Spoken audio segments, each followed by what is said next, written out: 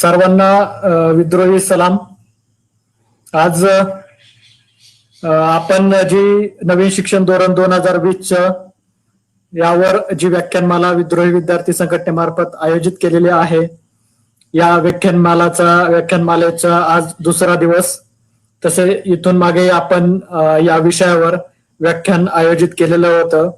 आपण पहिलं जे व्याख्यान घेतलं होतं त्यामध्ये प्राध्यापक राजेंद्र कुंभार यांनी मांडणी केलेली होती. त्यानंतर दुसरं व्याख्यान आपण सुभाष दगडे सरांचं घेतलं होतं. सांगली येथे ते प्राध्यापक आहेत, त्यांचं आपण व्याख्यान घेतलं होतं. त्यांनीही आपल्या सोबत मांडणी करून आपल्याला वेळ दिला आणि त्या धोरणाची चिकित्सक मांडणी त्यांनी केली होती. हे धोरण अधिक वेगवेगळ्या टप्प्यांवर समजून घेण्यासाठी आपण ही व्याख्यानमाला पुढे घेऊन जात आहोत. कारण की ह्या धोरणाचा एकच पैलू नाहीये, धोरणाच्या अनेक पैलूंवर आपल्याला प्रकाश टाकून जावं लागणार आहे. म्हणून हे पैलू आपण विशिष्ट त्या क्षेत्रातील मार्गदर्शक असतील, त्या क्षेत्रातील तज्ज्ञ असतील, या व्यक्तींकडून आपण समजून घेत आहोत.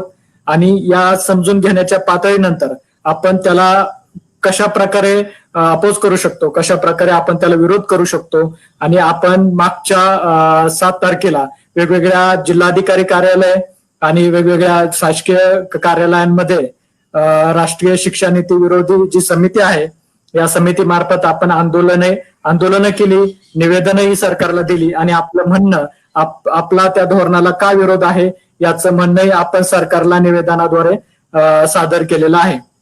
म्हणून हे सगळेच विद्रोही एक विद्यार्थी संघटना म्हणून आणि सगळ्याच बहुजन कष्टकरी लोकांना हे धोरण कसं घातक आहे हे समजून देण्यासाठी आणि सर्वच कार्यकर्त्यांना हे समजून घेण्यासाठी आपण ही सगळी व्याख्यानमाला आयोजित केलेली आहे. काल कॉम्रेड धनाजी गुरव, विद्रोही सांस्कृतिक चळवळीचे कार्याध्यक्ष, यांचं पहिलं व्याख्यान या विषयावर झालं. त्यांनी सुद्धा चिकित्सक मांडणी केली आणि हे धोरण कशा प्रकारे भाजप आणि त्यांच्या जे सरकार आहे हे कशा प्रकारे धोरणाचा उपयोग करून इथल्या पूर्ण समाजाला हे अंधकाराकडे लोटत आहेत. तर याच सगळ्या गोष्टींची मांडणी कॉम्रेड धनाजी गुरव यांनी केली आहे. त्यांनी त्यासोबत अनेक विषयावरही मार्गदर्शन आपल्याला केलं आणि प्रश्न उत्तरही घेतली आणि त्यातून आपलं चांगलं पद्धतीनं आपल्याला ते धोरण समजलं. आज उच्च शिक्षण आणि नवीन शिक्षण धोरण 2020 या विषयावर मांडणी करण्यासाठी आपल्यासोबत आज प्राध्यापक अनिल कुरे सर आहेत. सर सात्र कॉलेजवर झूलॉजीचे प्राध्यापक आहेत. सरांचे अकॅडमिक क्षेत्रात सुद्धा सरांचं खूप नाव आहे. सरांनी स्पेनमधून पीएचडी घेतलेली आहे. स्पेन मधली एका विद्यापीठातून त्यांनी पीएचडी घेतलेली आहे. सरांचं महाविद्यालयीन शिक्षण हे मिलिंद कॉलेज औरंगाबाद येथे झालं आणि सर सुरुवातीपासूनच प्राध्यापक आणि त्यासोबतच सामाजिक आणि शैक्षणिक या चळवळींसोबत सर कायमच सक्रिय सहभाग असतो आणि सर आपल्या विद्यार्थ्यांनाही त्या दृष्टीनं मार्गदर्शन करत असतात. सरांचं सुरुवातीला मी स्वागत करतो. सरांनी आपल्याला वेळ दिला, त्यांच्या बिझी शेड्यूल मध्ये प्रवासात असतानाही त्यांनी आपल्याला वेळ दिला, त्याबद्दल मी सरांचं स्वागत करतो. आणि विद्रोही विद्यार्थीच्या या पेजवर या व्याख्यानमालेत आपण सहभागी होत आहेत. आपण सुरू करूया. मी सरांना विनंती करतो की आपण आपली मांडणी सुरू करावी. प्राध्यापक डॉक्टर अनिल कुरे सर. फेसबुकच्या या लाईव्ह प्रोग्राम मध्ये जे या विद्यार्थी चळवळीतले माझे सहकारी आणि या विषयाशी जे जाणून घेऊ इच्छितात किंवा ज्या विषयाची मांडणी त्यांना समजून घ्यायची आहे, त्या सगळ्या लाईव्ह प्रेक्षकांचं मी पुन्हा एकदा माझ्या सगळ्या सहकार्याच्या वतीनं स्वागत करतो. आणि मला जी संधी दिली, खरं म्हणजे विद्रोही जे या विद्यार्थी चळवळीतले माझे सहकारी आणि या विषयाशी जे जाणून घेऊ इच्छितात किंवा ज्या विषयाची मांडणी त्यांना समजून घ्यायची आहे, त्या सगळ्या लाईव्ह प्रेक्षकांचं मी पुन्हा एकदा माझ्या सगळ्या सहकार्याच्या वतीनं स्वागत करतो. आणि मला जी संधी दिली, खरं म्हणजे विद्रोही विद्यार्थी चळवळीचं अभिनंदन करणं आवश्यक आहे, की त्यांनी अशा विषयाला सुरुवातीपासून अनेक आंदोलनामधून ते वाचा फोडण्याचं काम आपल्या महाराष्ट्रामध्ये केलेलं आहे. कष्टकरी आणि ह्या सगळ्या समाजाचे प्रश्न चव्हाट्यावर मांडण्यासाठी आता फार कमी लोकांची चळवळी ह्या आपल्याला बघायला मिळतात. आणि अशाही वातावरणामध्ये सगळे पोटाला चिमटे घेऊन आणि अशा वातावरणामध्ये सगळी चळवळ उभी करण्याचं काम हे विद्रोहीचे सगळे कार्यकर्ते करतात. खरं म्हणजे त्या सगळ्यांचं अभिनंदन करतो आणि आपण सगळ्यांनी त्यांच्या पाठीशी उभं राहण्याची आवश्यकता आहे. या क्षेत्रामध्ये काम करत असताना मी प्राध्यापक डॉक्टर अनिल कुरे या नवीन शैक्षणिक धोरण 2020 आणि उच्च शिक्षण याची मांडणी करताना मला हे सगळं जेव्हा शैक्षणिक धोरण जाहीर झालं त्या दिवसापासून मनामध्ये अशी विचित्र प्रमाणाची खतखत सुरू आहे. मित्रांनो, खरं म्हणजे शैक्षणिक धोरण आणण्याचा जो वेळ आहे ती जागतिक लेवलला COVID-19 करोडाची महामारी डोकं वर काढत असताना आणि संपूर्ण जग हे थांबलेलं असताना सरकारने या धोरणाचा मसुदा आणि धोरण लागू करणं किंवा आणणं हे खरं म्हणजे एक शंका घेण्यासारखं आहे. आणि आपल्या सगळ्यांना ज्ञात असेल की मी शिक्षणाच्या धोरणावर येणार आहे, पण त्यापूर्वी काही मांडणी करण्याची आवश्यकता आहे की ह्याच्या पाठीमागचे उद्देश आपण समजून घेतले पाहिजे. की हे सरकार जेव्हा 2014ला या देशाच्या सत्तेवर आलं, खरं म्हणजे त्या दिवसापासून कष्टकरी आणि वंचित समाजाच्या मनामध्ये अनेक प्रकारचे प्रश्न निर्माण झाले आणि त्याची भीती आपल्या सगळ्यांना त्या दिवसापासूनच मनामध्ये निर्माण व्हायला लागली. खरं म्हणजे त्यांचे प्रत्येक अजेंडा जर तुम्ही बघितला तर त्यांच्या लागू करण्याची वेळ, त्याच्या पाठीमागचे उद्देश हे एक विशिष्ट प्रकारच्या संघटना त्यांना दाखवून दिलेले काम करते असं वाटतं. आणि निश्चितपणानं हे छुपे अजेंडे त्यांनी आता सगळ्यांच्या समोर प्रकर्षानं मांडण्यास सुरुवात केलेली आहे. कुणालाही न घाबरता दुसऱ्या गव्हर्नमेंटमध्ये ते लागू करण्याचं ध्येय त्यांनी सुरू केलेलं आहे. त्यांचे अनेक प्रकारचे मनसुबे आता आपल्याला ह्या निमित्तानं बघायला मिळत आहेत. खरं म्हणजे शैक्षणिक धोरण 2020 हा एक मसुदा आहे, हे काय कुठलाही कायदा नाहीये. आणि म्हणून देशामध्ये लागू करायचं असेल तर त्याला कायद्याचं स्वरूप यावं लागतं आणि कायद्याचं स्वरूप आल्यानंतरच ते देशाच्या विविध भागामध्ये लागू करण्यासाठीची प्रक्रिया सुरू होत असते. अजून लागू केलेलं नाहीये, पण ती जनतेसमोर आणण्याचा उद्देश त्यांचा एक वेगळ्या पद्धतीनं आहे असं मला वाटतं. कारण अनेक प्रकारच्या ह्या सगळ्या शैक्षणिक याच्यावर चर्चा होत असताना देशभरामध्ये त्यांनी संभ्रम निर्माण करण्याचे एक काम मला वाटतं की देशामध्ये सुरू केलेलं आहे. आणि त्यांचा उद्देश माझ्या दृष्टीने असं मला वाटतो की त्यांनी या समाजामध्ये, शिक्षित समाजामध्ये मतभेद एका सुशिक्षित वर्गामध्ये सुरू व्हावेत आणि त्यांच्यामध्ये ज्या प्रश्नांची एकमेकांमध्ये भांडणं लावण्याचं काम या शैक्षणिक धोरणाच्या निमित्तानं त्यांनी करण्यास सुरुवात केलेली. शैक्षणिक धोरणाची मांडणी करत असताना त्यांनी पुन्हा एकदा आपल्याला लक्षात येईल की हे शैक्षणिक धोरण कुठलाही मसुदा आला तर तो मसुदा संसदेच्या समोर मांडण्याची एक प्रथा आपल्याकडे आहे. तसं घटनेनं 2 प्रकारची प्रथा आपल्याला आखून दिलेली आहे की एखाद्या मंत्रिमंडळाच्या समोर काही मुद्दे जर इमर्जन्सी असतील किंवा आवश्यक असतील तर ते आणले जातात. पण एखाद्या 130 ते 35 कोटी लोकसंख्येच्या देशामध्ये नवीन शैक्षणिक धोरण लागू करताना तो संसदेच्या पटलावर न ठेवता डायरेक्ट त्याला मंत्रिमंडळाची मंजुरी घेऊन त्याच्यावरची देशभराच्या शिक्षण तज्ञामध्ये आणि समाजामध्ये त्याची चर्चा घडवून न आणता डायरेक्ट त्याच्यावर जे लागू करण्याचे मनसुबे त्यांचे ह्या सरकारचे चालू आहेत त्याच्याबद्दलच्या अनेक शंका मनामध्ये आपल्या येऊन जातात. आणि म्हणून या शैक्षणिक धोरणाचा सगळ्यात मोठा जर धोका आपल्याला समजून घ्यायचा असेल तर याच्या मुळाशी आपण गेलं पाहिजे. कारण हे शैक्षणिक धोरण लागू करताना आपण सगळ्यांनी बघितलेलं आहे की देशाचे 14 रत्न यांनी विक्रीला काढण्याची सुरुवात केलेली आहे आणि एकमेव रत्न आहे ते शिक्षणाचं क्षेत्र आहे. ते शिक्षणाचं क्षेत्र एकदा असं या शैक्षणिक धोरणाच्या निमित्तानं जागतिक लेवलला ओपन केलं की तिथे अनेक प्रकारचे व्यापारी तिथे येऊ शकतील आणि एकदा खाजगीकरणाचं वारं आलं की इथल्या लोकांचे जे प्रश्न आहेत त्याच्यापासून दूर नेऊन त्या प्रश्नाची सोडवणूक न करता त्या इथल्या लोकांना जे आरक्षणाचा लाभ मिळत आहे किंवा या वंचित बहुजन समाजाची मुलं जे शिकतायत त्यांना याच्यापासून वंचित ठेवण्याचं काम मला वाटतं की या निमित्तानं त्यांनी हाती घेतलेलं आहे.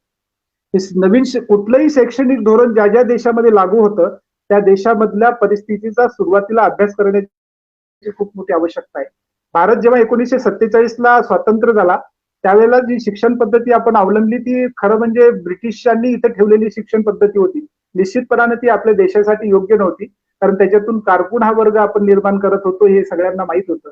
पण हळूहळू त्याच्यामध्ये बदल होत गेला आणि 1986ला 84ला जे आयोग नेमण्यात आला, कोठारी नावांचा यांच्या अध्यक्षतेखाली तो आयोग नेमण्यात आला आणि तो आयोग नेमून या देशामध्ये नवीन शैक्षणिक धोरणाला त्यावेळेच्या सरकारने सुरुवात केली आणि त्यांनी या देशाची परिस्थिती लक्षात घेऊन, त्या देशाची भौगोलिक क्षेत्र लक्षात घेऊन, त्या इथल्या समाजाचे विविध गट लक्षात घेऊन या शैक्षणिक धोरणाला आकार देण्याचं काम केलं आणि 1986ला ते पहिलं धोरण भारतामध्ये लागू झालं. त्या धोरणामध्ये आपण पहिल्यांदा हे उद्दिष्ट असं ठेवलं होतं की शिक्षण हे सर्वांपर्यंत पोहोचलं पाहिजे. म्हणजे शिक्षण हे सर्वांसाठी आणि समन्यायी असलं पाहिजे हा उद्देश आपण डोळ्याचं विस्तारीकरण त्या शिक्षणाचं झालं पाहिजे आणि म्हणून खेड्यापाड्यापर्यंत शिक्षणाची गंगा नेण्यासाठीचे प्रयत्न आपण ते केले. 1992ला राजीव गांधीच्या काळामध्ये त्याही म्हणजे देशाचे अतिशय तंत्रज्ञानामध्ये माहिती असणारे पंतप्रधान देशाला लाभले आणि त्यांना असं वाटलं की शिक्षणाचं विस्तारीकरण करताना 1992 मध्ये त्याच्यामध्ये काही सुधारणा त्यांनी सुचवल्या आणि 1992ला काही गोष्टी लागू करून आपल्याला नवीन शैक्षणिक धोरणामध्ये जे सार्वत्रिक शिक्षणाचं आणि जे मूलभूत हक्क आहे शिक्षण तो लागू करण्यासाठीचे प्रयत्न झाले. त्याच्यानंतर बराच काळ गेला आणि 2009ला एक कायदा आला की तो आपण त्याच्यामध्ये शिक्षणाचा मूलभूत हक्क हा आणि फ्री आणि कंपल्सरी एज्युकेशन म्हणून आपण 2009ला त्याचं लागू केलं. म्हणजे 1947ला भारत स्वातंत्र्य होतो आणि या देशातल्या ह्या तरुणांना इथल्या नव्या पिढीला शिक्षण देण्यासाठी ज्या ज्या आवश्यक गोष्टी आहेत त्या करण्यासाठी आपण अनेक प्रकारचे संघर्ष करून 2009 साल उजाडतं आणि त्यावेळेला आपल्याकडे तो कायदा लागू होतो. जागतिक लेवलला जर आपण बघितलं तर अनेक देश हे शिक्षणामुळे पुढे आहेत. ज्या ज्या देशांनी शिक्षणामध्ये आपली इन्व्हेस्टमेंट केलेली आहे त्याच्यामध्ये ज्या ज्या देशांनी आपला पैसा त्याच्यामध्ये इन्व्हेस्टमेंट म्हणून वापरलेला आहे त्या देशाची आपण प्रगती होताना बघितलेली आहे. आणि भारत सुद्धा 1947च्या नंतर आपण बघितला तर बऱ्यापैकी आपण त्याच्यामध्ये शिक्षणामध्ये, कारण बहुजनांची मुलं त्या शिक्षणामध्ये पुढे यायला लागलेली आहेत आणि नेमकं हेच कारण आता नवीन ह्या सगळ्या व्यवस्थेला खटकताना आपल्याला दिसतंय आणि म्हणून त्यांनी संपूर्ण व्यवस्था बदलून टाकण्याचं काम ह्या सरकारने हाती घेतलेलं आहे. मला वाटतं की हे सगळं करत असताना या देशाची व्यवस्था आणि आपण मागच्या शैक्षणिक धोरणामध्ये जे जे उद्दिष्ट ठेवले होते ते पूर्ण झाले की नाही त्याचा कुठलाही अभ्यास न करता नवीन शैक्षणिक धोरण आणणं हाच एक मुळात षडयंत्राचा भाग आहे. आणि म्हणून हे लागू करताना त्यांचं जे हे चाललेलं आहे की संपूर्ण मानवी क्षमता साध्य करण्यासाठी, समन्यायी न्याय, समाजाचा विकास करण्यासाठी आणि राष्ट्रीय विकासाला प्रोत्साहन देण्यासाठी शिक्षण हे अत्यावश्यक साधन आहे आणि ते जर द्यायचं असेल तर इथल्या समाजाला जर बदलायचं असेल आणि इथल्या समाजामध्ये जर नवीन बीज पेरायची असतील तर शिक्षण हे एकमेव साधन आहे. आणि म्हणून या समाजामध्ये लुळी पांगळी जमात निर्माण करण्याचं काम या नवीन शैक्षणिक धोरणाच्या माध्यमातून होणार हे आपल्याला स्पष्टपणाने दिसत आहे. कारण हे कोणतंही शैक्षणिक धोरण येताना कोठारी आयोगाचं शैक्षणिक धोरण बघितलं आपण तर जवळपास 650 पेजेसचा तो ड्राफ्ट होता आणि म्हणून त्या सगळ्या पेजेसमध्ये प्रत्येक गोष्ट कशा पद्धतीने लागू करणार आहे आणि कशा पद्धतीने त्याचं इम्प्लिमेंटेशन या देशभरातल्या वेगवेगळ्या राज्यामध्ये करणार आहोत त्याचं विश्लेषण केलं होतं. हा ड्राफ्ट सुद्धा जेव्हा या सरकारने 2015ला एक आयोग नेमला आणि त्या आयोगाच्या माध्यमातून नवीन काम करण्याचं त्यांनी जेव्हा सुचवलं आणि त्या सुब्रमण्यम जे उच्च शिक्षणामधले TR सुब्रमण्यम नावाचे एक सेक्रेटरी होती त्यांच्या अध्यक्षतेखाली नवीन 2015ला त्यांनी नवीन शैक्षणिक धोरणाचा अभ्यास करण्यासाठीचा एक आयोग नेमला. काही कारणास्तव सुब्रमण्यम यांना ते काम करता आलं नाही किंवा त्यांनी दिलेला अहवाल हा सरकारला पटला नाही आणि म्हणून त्यांनी या देशातल्या उच्च शास्त्रज्ञ असलेले कस्तुरीरंगन यांना हे नवीन शैक्षणिक धोरण तयार करण्यासाठीचं काम दिलं. हे 2019ला कस्तुरीरंगन आयोगाने हा सगळा अहवाल दिला. आता कुठलाही अहवाल हा संसदेमध्ये सादर करण्याची एक आपल्याकडे प्रथा आहे. लोकशाही देशामध्ये कोणतीही गोष्ट लागू करताना आपल्या जनतेचे प्रतिनिधी ज्या सभागृहामध्ये बसतात त्यांच्या समोर ती मांडण्याची एक प्रथा आहे. आजपर्यंत ती सगळ्या सरकारांनी ती पाळली आणि ते त्याच्यामधून ते लागू करण्याची आपल्याकडे प्रथा आहे. आणि जेव्हा या समाजामध्ये परिवर्तनशील शिक्षण आपण आणण्याचा एक घाट घालतो किंवा एक नवीन धोरण मांडणी करतो, त्यावेळेला ह्या सगळ्या प्रतिनिधीला बाजूला ठेवून एक नवीन शैक्षणिक धोरण डायरेक्ट मंत्रिमंडळाच्या पुढे मांडून आणि त्याचाही अतिशय साधा ड्राफ्ट 66 पेजेसचा इंग्रजीमध्ये ड्राफ्ट तयार करून फक्त 2च भाषामध्ये तो प्रकाशित करणे आणि त्याच्यामधलं कुठलंही डॉक्युमेंट त्याच्यानंतर पब्लिकली न देणे, मला वाटतं की याच्या पाठीमागे शंका घेण्याची अनेक कारणं आपल्याला दिसतील. आणि म्हणून शंका घेण्याचं कारण आहे, ह्या वरवर शैक्षणिक धोरणाचा जर आपण अभ्यास केला तर याच्यामधले उद्दिष्ट अतिशय चांगले आहे. म्हणजे हे वरतून दिसणारा अतिशय वेगळीपणा आपल्याला याच्यामधून लक्षात येईल. पण प्रत्येक गोष्ट जेव्हा आपण अभ्यासानं पुढे जाऊ त्यावेळेला आपल्याला असं लक्षात येईल की यांच्या सगळे धोरण हे मोघम स्वरूपाचे आहेत. सांगायचं एक आणि करायचं दुसरं, याच्यामध्ये आपल्याला त्यांचं उद्दिष्ट आपल्याला स्पष्टपणानं दिसत आहे. आणि म्हणून शैक्षणिक धोरण 2020चा अभ्यास करताना खरं म्हणजे समाजामध्ये याच्यावर मंथन होण्याची आवश्यकता आहे. आपल्या या माध्यमातून अनेक प्रकारचे श्रोते मला वाटते की या शिक्षण क्षेत्राच्या मध्ये काम करणारे आहेत आणि त्यांना खरं म्हणजे पुढे येणाऱ्या पुढच्या पिढीची चिंता आहे. आणि म्हणून आपण ह्या शैक्षणिक धोरणाच्या वेगवेगळ्या अंगाचा विचार करून ह्या शैक्षणिक धोरणाला लागू करताना काय आणि काय हवं आणि काय नको याच्यावर आपल्याला पुढे जायचंय. आणि म्हणून या शैक्षणिक धोरणाचा पहिला मसुदा जर आपण बघितला तर त्याच्यामधल्या अनेक गोष्टी आपल्याला खटकणार आहे. म्हणजे सुरुवातीला त्यांनी स्तर शिक्षणाचा, प्राथमिक शिक्षणाचा स्तर बदललेला आहे. त्याच्यामध्ये माध्यमिक शिक्षणाचा स्तर बदललेला आहे. त्याच्यामध्ये उच्च शिक्षणाचे स्तर त्यांनी बदललेले आहेत आणि त्याच्यामध्ये संभ्रम निर्माण करण्याच्या अनेक गोष्टी आपल्याला लक्षात येतील. मी खरं म्हणजे शैक्षणिक धोरण 2020 जेव्हा वाचलं त्यावेळेला ड्राफ्टमध्ये अतिशय चांगल्या गोष्टी लक्षात येतात. कारण मी युरोपमध्ये शैक्षणिक पद्धती बघितली. बोलोग्ना नावाची तिथे शिक्षण पद्धती युरोपमध्ये सर्वत्र राबवली जाते आणि त्यांच्याकडे अशाच प्रकारचा जे स्तर आहे त्यांच्याकडे या शिक्षण पद्धतीचा आहे. पण तिथे समाज व्यवस्था वेगळ्या वेगळ्या पद्धतीची आहे.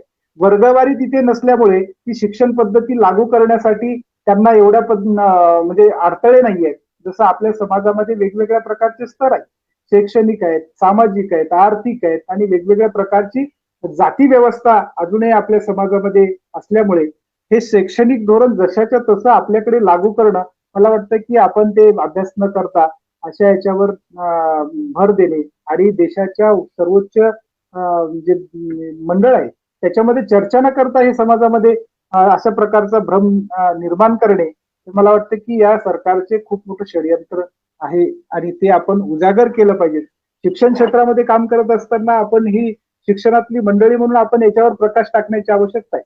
समाजामध्ये याच्याबद्दलची जनजागृती करण्याची आपल्याला आवश्यकता आहे आणि म्हणून प्रत्येकाने याच्याबद्दल सहयोग आणि योगदान आपण दिलं पाहिजे. प्रारंभिक आपण जर बघितलं की या शैक्षणिक धोरणाचे असे 3 विभाग त्यांनी पाडलेले आहेत. शालेय शिक्षण पहिला विभाग म्हटलेला आहे, दुसरा विभाग म्हटलेला आहे की उच्च शिक्षण आणि तिसरा विभाग जर आपण बघितला तर त्या तिसऱ्या विभागामध्ये लक्षवेधी आणि इतर मुख्य क्षेत्रे कोणती आहेत याच्यावरचं त्यांनी विश्लेषण केलेलं आहे आणि त्याची अंमलबजावणी आपण कशी करणार आहोत, याची रणनीती केंद्र सरकारची काय असणार आहे, राज्यांना ते कशा पद्धतीने आपल्या बरोबर घेऊन हे शैक्षणिक धोरण देशभरामध्ये लागू करणार आहेत, हे याबद्दलची आखणी त्यांनी एका साध्या ड्राफ्टमध्ये आपल्याला 66 पेजेसच्या ड्राफ्टमध्ये आपण दिलेली. मुळात मी जसं म्हणालो आपल्याला की कोणत्याही सरकारचं पहिलं आद्य कर्तव्य असतं की या देशामध्ये जवळपास 250 भाषा आहेत, 27 प्रकारच्या ऑफिशियल लँग्वेजेस आहेत, भाषा आहेत. आपल्याकडे जवळपास 7,500 प्रकारची वेगवेगळी सामाजिक वेगवेगळे स्तर आहेत, जे वर्ग आहेत, वेगवेगळ्या जाती आहेत. आपल्याकडे सामाजिक स्तर वेगवेगळ्या पद्धतीचे आहेत, आर्थिक स्तर वेगवेगळ्या पद्धतीचे आहेत, भौगोलिक स्तर वेगवेगळ्या पद्धतीचे आहेत आणि या सगळ्या लोकांपर्यंत हे शैक्षणिक धोरण नेत असताना मला वाटतं की प्रत्येकामध्ये प्रत्येकाच्या भाषेमध्ये ते जाण्याची आवश्यकता होती आणि अशा प्रकारचं कुठलंही सोपस्कार न करता केवळ त्यांचं असं म्हणणं आहे की जवळपास 7,000 ग्रामपंचायतमध्ये याची डिस्कशन झालेली. त्यांना वेगवेगळ्या प्रकारचे मेल्स आणि जवळपास 2.5 लाख प्रकारचे मेल्स आणि सूचना त्यांना आपण वेगवेगळ्या भारताच्या कानाकोपऱ्यातून पाठवल्या होत्या, पण त्याचा कुठल्याही प्रकारचा उल्लेख त्यांच्या शैक्षणिक धोरण तयार करताना त्याच्यामध्ये नाहीये. आणि म्हणून शंकेचे अनेक प्रकारचे शंका घेण्याचे कारण आपल्याला या निमित्तानं दिसायला लागतात. जेव्हा आपण शिक्षण, उच्च शिक्षण या संदर्भात विचार करू, आमच्या ऑल इंडिया फुक्टो जी युनियन आहे आमची, प्राध्यापकांची जी राष्ट्रीय लेवलला संघटना आहे, त्याच्यामध्ये सुद्धा आम्ही चर्चा केली.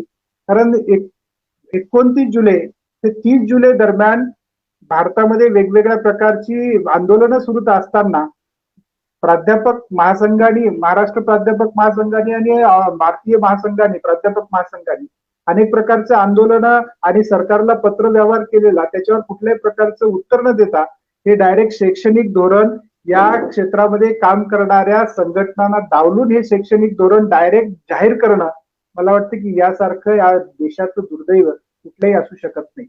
आणि म्हणून देशाचं दुर्दैव हे आहे की ह्या सरकारमध्ये जे मंडळी बसलेली आहे ते शैक्षणिक धोरणावर विश्लेषणात्मक न मांडणी करता त्याचे फक्त वरवर गोष्टी आणि छोटासा ड्राफ्ट जनतेमध्ये प्रसारित करून, कारण ज्या दिवशी हे शैक्षणिक धोरण जाहीर झालं त्या दिवशी कुठल्याही प्रकारचा ड्राफ्ट कोणत्याही वेबसाईटवर किंवा त्यांच्या सरकारी साईटवर उपलब्ध नव्हता.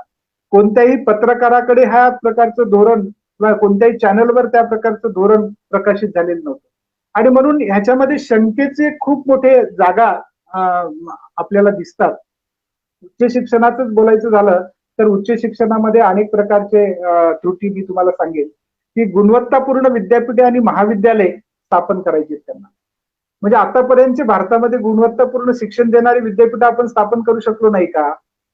किंवा जे आपण पहिल्या शैक्षणिक धोरणामध्ये जो हा उद्देश आपण डोळ्यासमोर ठेवला होता की शिक्षणाचं विस्तारीकरण, गुणवत्तापूर्ण विस्तारीकरण हे देशभरातल्या वेगवेगळ्या प्रांतामध्ये आणि खेड्यापाड्यापर्यंत घेऊन जाणे, हे उद्देश आपण पूर्ण केला का?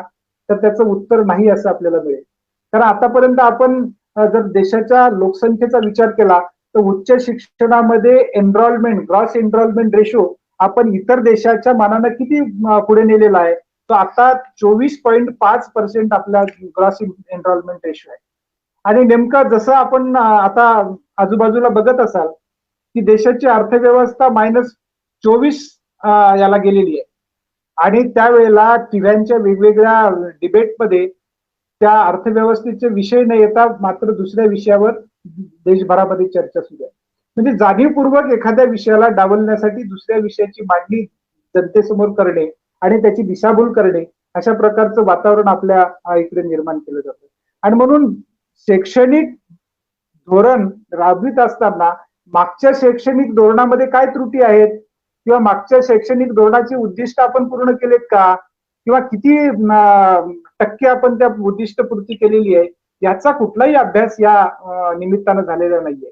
म्हणजे अजूनही जो रेशो आपण इतर देशाच्या मानानं 24.5 पूर्णांकच ठेवलेला आहे, तो जवळपास जागतिक लेवलला जर जे पुढारलेले देश आहेत त्याचा जर एनरोलमेंट रेशो बघितला तर तो 30% पुढे आपल्याला दिसतो.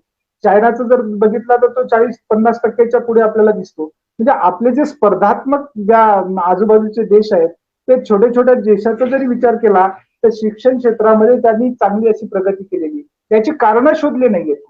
आणि म्हणून आतापर्यंत शिक्षणावर खर्च किती, कोठारी आयोगानं सुचवलं होतं की याच्यावर कमीत कमी 6% खर्च करावा, तो आपण केलेला नाहीये.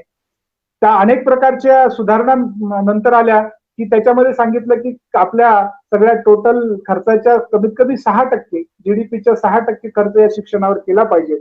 पण 2%च्या वरती अजूनही आपण आपले कोणतेही सरकार या शिक्षण क्षेत्रावर खर्च करू शकलेले नाही. आणि म्हणून आपल्या सगळ्यात कमजोऱ्या काय आहेत तर आपण याच्यासाठी निधी उपलब्ध करून दिलेला नाहीये. शिक्षणाचं सार्वत्रिकरण आपण करू शकलेलं नाहीये. शिक्षणाचं विस्तारीकरण आपण खेड्यापाड्यापर्यंत करू शकलेलं नाही. आणि म्हणून बहुजनांच्या या मुला मुलींना शिक्षणाच्या ज्ञानगंगा आपण त्यांच्या घरापर्यंत पोहोचू शकलेलो नाही. म्हणजे तेच काम आपलं अधुरं आहे. आपण जर बघितलं तर खेड्यापाड्यातल्या शाळा अजूनही 5 किलोमीटरच्या पुढे, म्हणजे माध्यमिक शाळेला 2 किलोमीटर ते 3 किलोमीटर 5 किलोमीटरच्या अंतरामध्ये आपल्याला ते दिसतात. म्हणजे चालत जाऊन कुठल्याही प्रकारचे साधनं नसताना त्यांना शिक्षण घेण्यासाठी जावं लागतं आणि पायपीट करून आतापर्यंत शिक्षण त्यांना मिळवावं लागतं.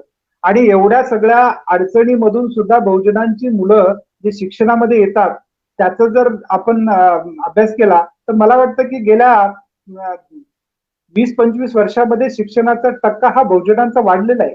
आणि नेमका हाच खटकणारा पॉइंट, हा मुद्दा मला वाटतं की या सरकारमधल्या अनेक लोकांना तो टोचतोय.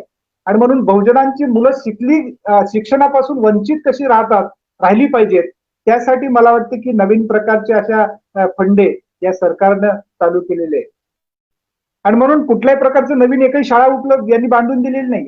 नवीन प्रकारचे विद्यापीठ यांनी स्थापन करून दिलेलं नाहीये. प्रायव्हेटायझेशनच्या म्हणजे तुम्ही जर बघितलं तर खाजगी विद्यापीठांना यांनी अनेक प्रकारच्या परमिशन दिले. म्हणजे यांचा मनसुबा काय की या शिक्षण क्षेत्रामध्ये प्रायव्हेटायझेशनला घेऊन येणे, व्यापाऱ्यांना घेऊन येणे. तुम्ही ऐकलं असेल की जे जिओ विद्यापीठ आहे, जे धीरूभाई अंबानींचं ते रिलायन्स विद्यापीठ म्हणून त्यांनी की ते अस्तित्वात नसताना त्याला एवढ्या मोठ्या पद्धतीचा निधी उपलब्ध करून आणि त्याची घोषणा एक टॉपमोस्ट युनिव्हर्सिटी म्हणून करणे, की मला वाटते की यांच्या सगळ्या धोरणांची चिकित्सा होण्याची आवश्यकता आहे. आणि म्हणून आता आपल्या समाजानं हे लक्षात घेतलं पाहिजे की या सगळ्यांची जेव्हा मांडणी करतात त्यांच्या पोटात एक आणि ओठात एक हा न्याय आणि हे सगळी मांडणी ते करतात. आणि म्हणून आपल्याला याच्यावर विचार करण्याची आवश्यकता आहे. नवीन शैक्षणिक धोरणामध्ये आता जसं मी म्हणालो की गुणवत्तापूर्ण विद्यापीठे. गुणवत्तापूर्ण विद्यापीठे म्हणजे काय? अहो आतापर्यंत या शैक्षणिक याच्यामध्ये जो ग्रास इनरोलमेंट रेशो 24.5च्या पुढे न्यायचा असेल, जर तो 30% न्यायचा असेल आणि ते उद्दिष्ट आपण ठेवलं होतं की 2030 पर्यंत आपण तो 35% नेण्याचं उद्दिष्ट ह्या शासनाने ठेवलं होतं मागच्या. आणि 35% आपल्याला ते उद्दिष्ट पूर्ण करायचं असेल तर इथं दुपटीनं कॉलेजेसची संख्या आपल्याला वाढवण्याची आवश्यकता आहे. दुपटीनं विद्यापीठाची संख्या वाढवण्याची आवश्यकता आहे. आणि म्हणून ही संख्या कुठलीही वाढवण्याचं ध्येय किंवा त्याच्याबद्दलची कुठलीही प्लॅनिंग नसताना सध्या तुम्ही जर बघितलं तर आपल्या सगळ्या भारतामध्ये 950 विद्यापीठं आता कार्यरत आहेत. म्हणजे 950 विद्यापीठामध्ये किती टक्के ग्रॉस इनरोलमेंट रेशो आहे? तर 24.5%. त्याच्यामध्ये सेंट्रल युनिव्हर्सिटीज 53, त्याच्यानंतर स्टेट युनिव्हर्सिटीज 412 आहेत आणि डीम्ड युनिव्हर्सिटीज 124 आहेत. आणि तुम्हाला आश्चर्य वाटेल की प्रायव्हेट युनिव्हर्सिटीचं जाळं प्रत्येक राज्यांमध्ये आता हे विस्तारीकरणाचं काम या सरकारच्या माध्यमातून सुरू झालेलं आहे. 361 विद्यापीठ या गेल्या 5-6 वर्षामध्ये तुम्हाला झालेली दिसतील. तीच जर विद्यापीठ आपण बघितली तर ते साधारणतः 334 विद्यापीठ आपल्याला 2017 मध्ये आहेत असं दिसेल. पण या 2-3 वर्षाच्या काळामध्ये प्रायव्हेट युनिव्हर्सिटीची संख्या 361 वाढली. 361 विद्यापीठ झालेली आहेत. आणि म्हणून हे 950 विद्यापीठांच्या माध्यमातून आपल्या देशभरातल्या 130 कोटी लोकांच्या मुलामुलींचं शिक्षण या माध्यमातून आपण करण्याचं उद्दिष्ट ठेवलं. मला वाटतं की तुम्हाला खरंच जर तुमच्या मनामध्ये या जनतेला आणि या देशातल्या तरुणांना शिक्षण द्यायचं असेल, त्या शिक्षणाचं विस्तारीकरण करण्याची आवश्यकता आहे. सगळ्यांपर्यंत मागेल त्याला शिक्षण देण्याची आवश्यकता आहे. फ्री आणि कंपल्सरी एज्युकेशन देण्याची आवश्यकता आहे. म्हणजे गरिबांना शिक्षण घ्यायचं असेल तर प्रायव्हेटमध्ये जाण्यासाठी त्याच्याकडे पैसा नसणार हे सगळ्यांना माहित आहे. कारण एकीकडे रोजगाराच्या संधी निर्माण होत नाहीयेत, नवीन प्रकारचे रोजगार निर्मित होत नाहीये, कोणत्याही प्रकारचे नोकर भरती या देशामध्ये होताना आपल्याला दिसत नाहीये. 2014 पासून आतापर्यंत 44% पुढे बेरोजगारीचा दर नेऊन या सरकारने ठेवलेला आहे. आणि म्हणून एकीकडे बेरोजगारी वाढवायची, दुसरीकडे शिक्षणामध्ये सार्वत्रिकरण करायचं नाहीये, शिक्षणाच्या सुविधा या जनतेपर्यंत पोहोचवायच्या नाहीये. आणि हे सगळं असताना त्या प्रायव्हेटायझेशनला प्रोत्साहन देऊन प्रायव्हेट सेक्टरला शिक्षण क्षेत्रात आणून ह्या गरिबांच्या मुलांना या शिक्षणापासून वंचित ठेवण्याचं काम हे सरकार, येणारे सरकार करताना आपल्याला दिसतंय. आणि म्हणून तुम्हाला जर डिटेल्स त्याच्यामध्ये जायचं असेल तर आपल्याकडे 60% कॉलेजेस हे रुरल म्हणजे ग्रामीण भागामध्ये बसलेले आपल्याला हे सरकारचा रिपोर्ट आहे. आणि ते सरकारचा रिपोर्ट सांगताय की या देशातले 60% 40,000 कॉलेजेस पैकी जवळपास 40,000 कॉलेजेस पैकी जवळपास 60% कॉलेजेस जे आहेत ते 60% कॉलेजेस हे खेड्यापाड्यात बसलेले आहेत. म्हणजे खेड्यातल्या कॉलेजची संख्या मॅक्झिमम किती असते तर ती साधारणतः 1000, 1500 आणि 2000च्या आतमध्ये संख्या असते. नवीन शैक्षणिक धोरण मात्र काय म्हणतात की जर तुम्हाला कॉलेज चालवायचं असेल तर त्या कॉलेजची संख्या कमीत कमी 3000 विद्यार्थी असण्याची आवश्यकता आहे. म्हणजे हे जे कॉलेजेस आहेत ते बंद पाडण्याची यांची योजना आपल्याला दिसते या निमित्तानं. आणि म्हणून ज्या ज्या क्षेत्रामध्ये ज्या ज्या भागामध्ये छोटे छोटे कॉलेजेस गावापर्यंत तालुक्यापर्यंत गेलेले कॉलेजेस आहेत ते कॉलेजेस या निमित्तानं बंद होण्याच्या मार्गावर जातील. आणि ती संख्या आपल्याला जर बघायची असेल तर ती बंद करण्याची संख्या 60% होऊन जाईल. आणि म्हणून एकीकडे यांना प्रायव्हेटायझेशन आणायचे आणि जी आहे ती व्यवस्था बंद पाडण्याची. मग त्या इन्फ्रास्ट्रक्चरचं करायचं काय की बांधलेले कॉलेजेस त्या भागामध्ये जे शिक्षण देतात आणि या शिक्षणाचं विस्तारीकरण काही प्रमाणात झाल्यामुळे आपल्या खेड्यापाड्यातल्या मुलींचं शिक्षण आपल्याला करता आलं. आणि ह्या सगळ्या मुली कोण आहेत? तर ह्या सगळ्या बहुजनांच्या मुली आहेत.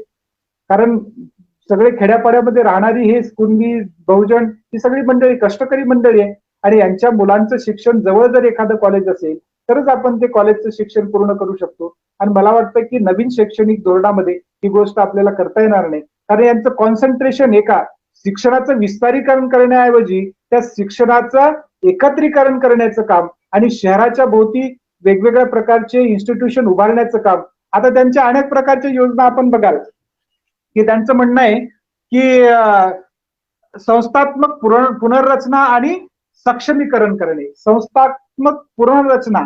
आता संस्थात्मक पुनर्रचना संस्था कोणाच्या आहेत? खाजगी संस्थांना आणि प्रायव्हेट सेक्टरच्या लोकांना याच्यामध्ये निवेश करायला लावणे, त्यांना आमंत्रित करणे आणि या शिक्षणाचं सार्वत्रिकरण करणे हा उद्देश आहे. आता आपल्याला लक्षात येईल की कोणताही मनुष्य जेव्हा आपली इन्व्हेस्टमेंट एखाद्या क्षेत्रामध्ये करतो तर तो पहिला विचार करतो की त्याच्यातून मला प्रॉफिट किती मिळणार आहे, त्याच्यातून माझं उत्पन्न किती मिळणार आहे, त्याच्यातून मला बेनिफिट किती मिळणार आहे. आणि जर बेनिफिट त्या क्षेत्रामध्ये मिळत नसेल तर कोणताही प्रायव्हेट इंडस्ट्रियलिस्ट किंवा प्रायव्हेट सेक्टरचा माणूस याच्यामध्ये इन्व्हेस्टमेंट करू शकणार नाही.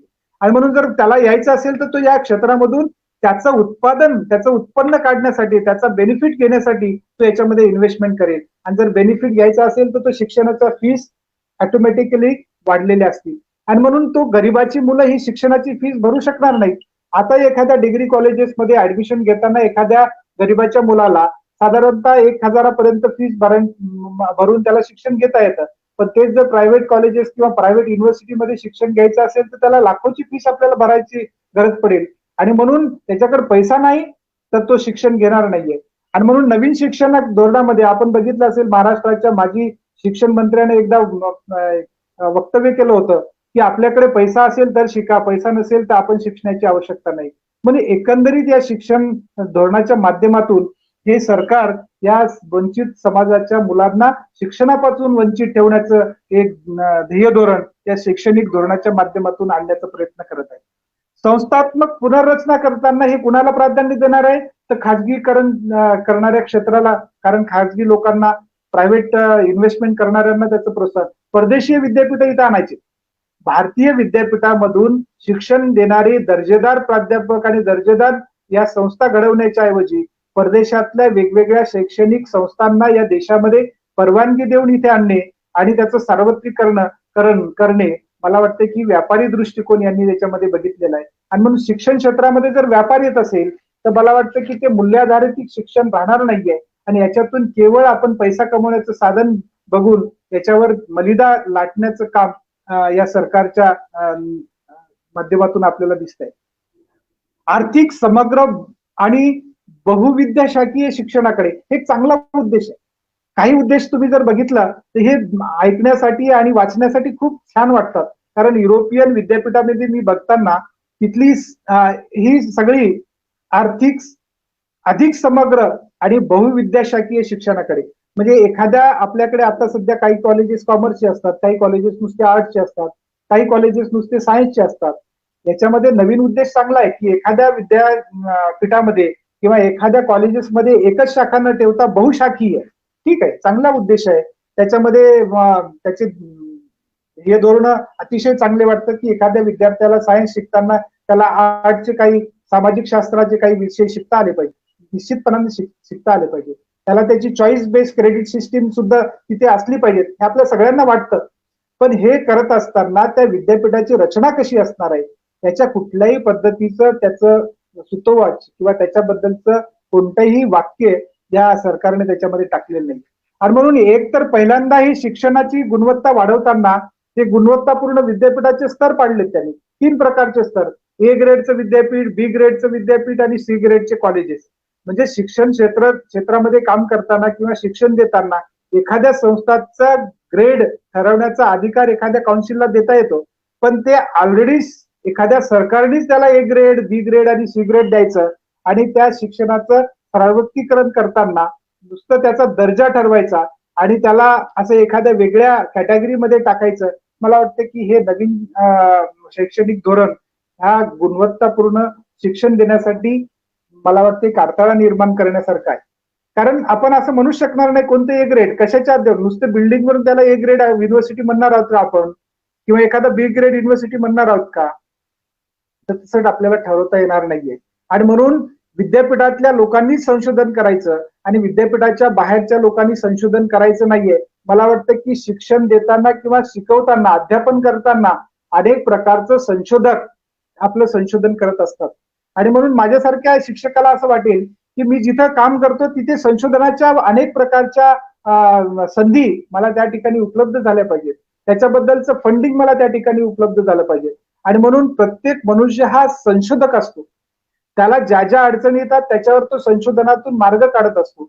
आणि म्हणून असं आपल्याला म्हणता येणार नाही की एखाद्या पुण्याच्या विद्यापीठामध्ये संशोधक असतात आणि तिथल्याच लोकांनी संशोधन केलं पाहिजे आणि एखाद्या खेड्यामध्ये काम करणाऱ्या प्राध्यापकाने किंवा शिक्षकाने संशोधन करता कामा नये. हा ज्याच्या त्याच्या प्रतिभेचा आणि त्याच्या ज्ञानाचा भाग आहे. आणि म्हणून प्रत्येकाची वेगवेगळ्या प्रकारची दृष्टी असते की त्याच्याकडे चिकित्सक पद्धतीने बघण्याची दृष्टी तो विकसित करत असतो. आणि म्हणून त्या त्या माणसाला ते संधी त्या ठिकाणी मिळाल्या पाहिजेत. आणि म्हणून आपण कॅटेगरीज करता कामा नये. मला वाटतं की या शैक्षणिक धोरणामध्ये सरकारने अशी कुठल्याही प्रकारची कॅटेगरी न करता या प्रत्येक संस्थेला सक्षम करण्याचं काम, त्याला फंडिंग देण्याचं काम आणि त्या सार्वत्रिकरण, मला वाटतं माझं तर म्हणणं आहे की शिक्षण हे शिक्षणाचं राष्ट्रीयकरण केलं पाहिजे. शिक्षण देणं ही सरकारची प्राथमिक जबाबदारी आहे. अन्न वस्त्र निवारा जसं आहे तसं शिक्षण देणं सुद्धा ही सरकारची जबाबदारी आहे. आणि म्हणून या देशाच्या प्रत्येक नागरिकाचं आणि त्यातल्या विद्यार्थ्यांचं हे मूलभूत अधिकार आहे. शिक्षण हा अधिकार आहे. घटनेमध्ये मांडणी करताना डॉक्टर बाबासाहेब आंबेडकरांनी शिक्षण हा मूलभूत अधिकार म्हणून मांडलेला आहे. आणि म्हणून इथल्या प्रत्येक नागरिकाचं आणि या पालकांचं या त्याच्या पाल्याला शिक्षण मिळावं हे पहिला अधिकार आहे आणि सरकारांची ती कर्तव्य आहे. आणि म्हणून ती पार पाडण्यासाठी जनतेनं त्यांच्या पाठीमागे हे रेटा लावण्याची आवश्यकता आता मला वाटते. या नवीन सरकारला धारेवर आणण्याचं काम आणि ठिकाणावर आणण्याचं काम आता या शिक्षण क्षेत्रातल्या लोकांना करण्याची आवश्यकता आहे. दुसरं, विद्यार्थ्यांसाठी इष्टतम शैक्षणिक वातावरण आणि सहाय्य, उद्देश चांगला आहे. विद्यार्थ्यांसाठी इष्टतम शैक्षणिक वातावरण चांगली गोष्ट आहे. शिक्षण घेण्यासाठी त्याला योग्य प्रकारचं वातावरण मिळावं, त्याला राहण्यासाठी चांगल्या हॉस्टेल्स उपलब्ध व्हाव्यात. आजपर्यंत मागच्या अनेक शैक्षणिक धोरणामध्ये आपण जर बघितलं किंवा आपण जर सर्व्हे केला, एखाद्या ग्रामीण भागामध्ये जर गेलात, तुम्ही रवीश कुमारचे एनडीटीव्हीवरच्या जर सिरीज बघितल्या शिक्षणावरच्या, उत्तर प्रदेश, बिहार आणि इकडच्या सगळ्या कॉलेजेसचं त्यांनी एक डॉक्युमेंटरी आपल्यासमोर सिरीजच्या रूपामध्ये मांडली होती. की सगळे कॉलेजेस आपल्याला तशा पद्धतीचे दिसतात का हो? आजपर्यंत आपण ते वातावरण निर्मिती केली का हो? त्याच्या आजूबाजूचा परिसर आपण तो त्या विद्यार्थ्याला शिक्षणायोग्य वातावरण निर्मितीमध्ये भर दिला का? तर त्याचं उत्तर नाही असं आहे.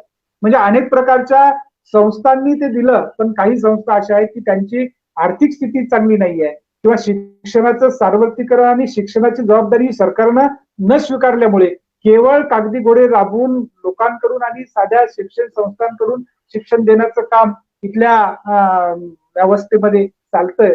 आणि त्या अनेक प्रकारच्या आश्रमशाळा तुम्ही बघा, अनेक प्रकारच्या आदिवासी पाड्यामध्ये तुम्ही जर गेलात तर तिथे शिक्षणाच्या व्यवस्था आता सध्या कशा आहेत आणि त्याच्यामध्ये सुधारणा करण्याऐवजी त्या समाजाला शिक्षणापासून वंचित ठेवण्यासाठी ह्या नवीन शैक्षणिक धोरणाचा वापर होताना आपल्याला दिसतो.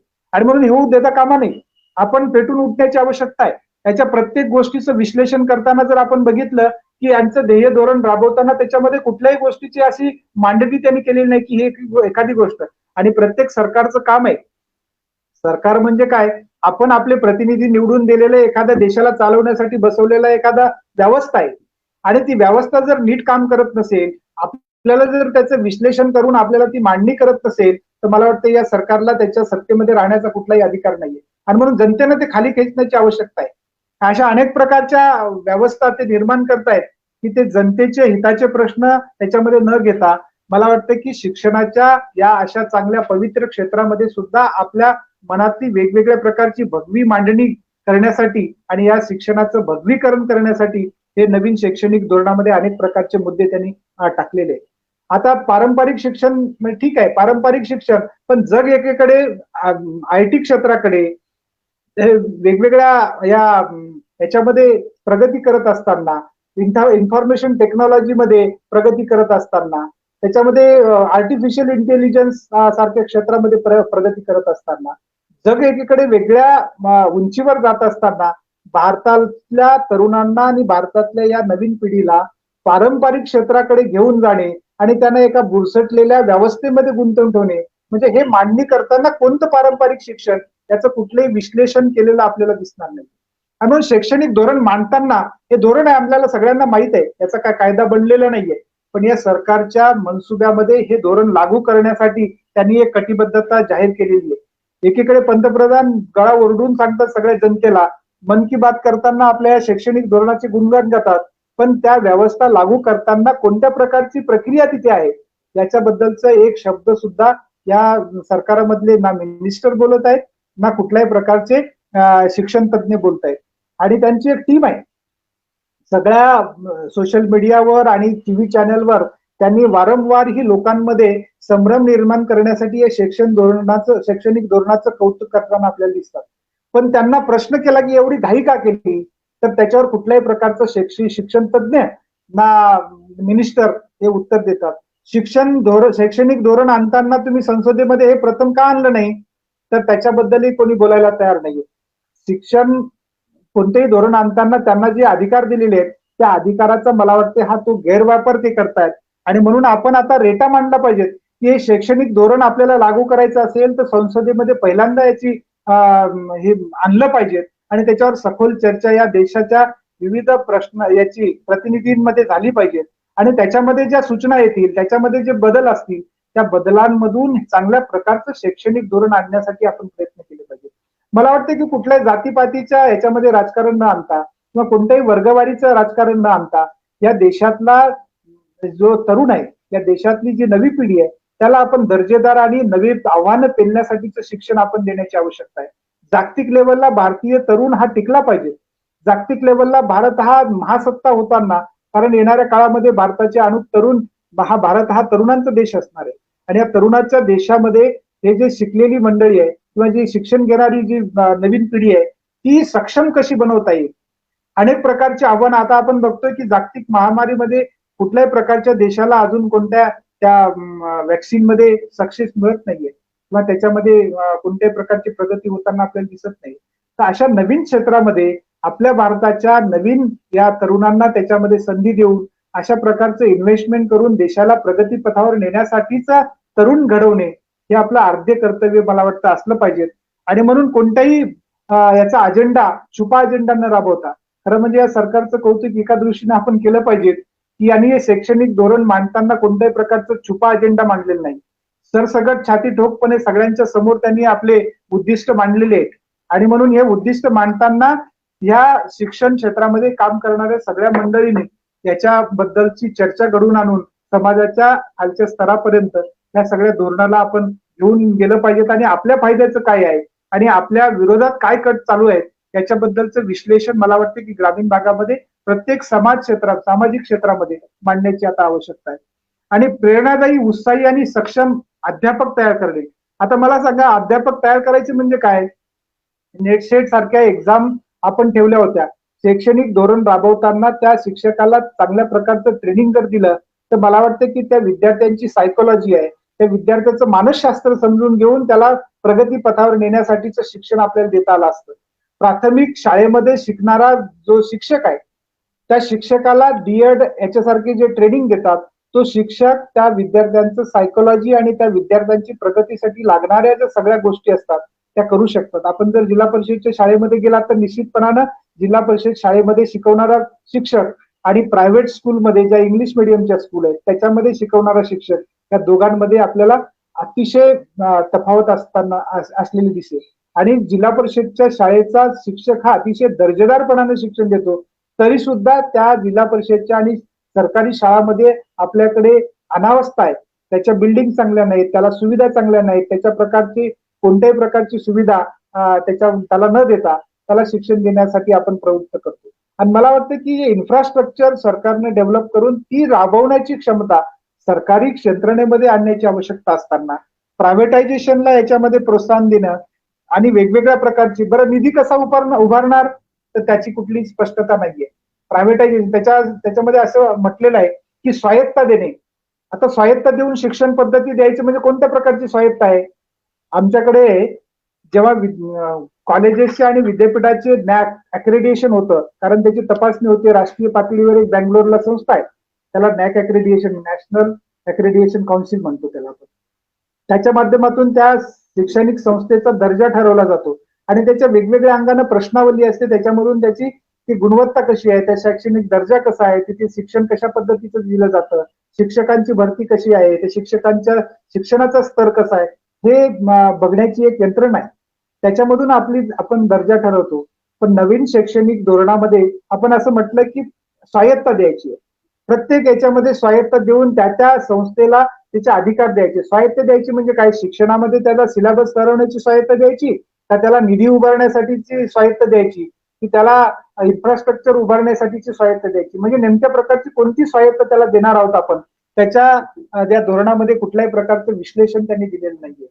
म्हणजे पुनर्रचना करताना कॉलेजेस कसे, तर 3,000 संख्येपेक्षा कमी असणारी कॉलेजेस बंद करायची आहे आणि एकाच प्रकारची तालुक्याला किंवा एखाद्या मोठ्या गावी चांगलं कॉलेजेस काढून तिथे एकत्रीकरण त्या शिक्षणाचं ठेवायचं आहे.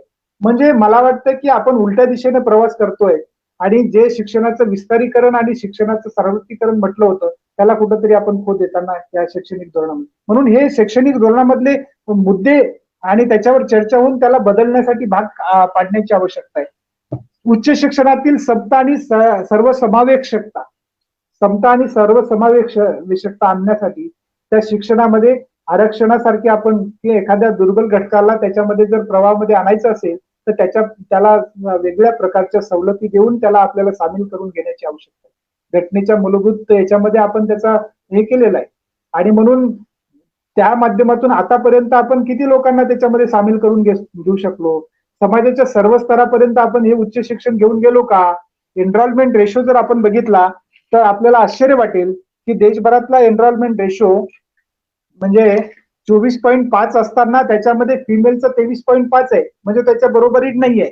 त्याच्यामध्ये SC शेड्यूल कास्ट या देशभरातल्या शेड्यूल जो पीडित वर्ग आहे, हजारो वर्षापासून जो पीडित आहे, जो जंगलामध्ये जमाती आणि आदिवासी जे राहतात त्यांच्या शैक्षणिक स्तराचा आपण जर विचार केला तर या 2020 ला त्याचा स्तर आहे 14.2, म्हणजे 24.5 मध्ये फक्त 14.2 100 विद्यार्थी असतील तर त्याच्यातले 14 विद्यार्थी फक्त ह्या अनुसूचित जमातीमधले विद्यार्थी शिक्षण घेत आहेत.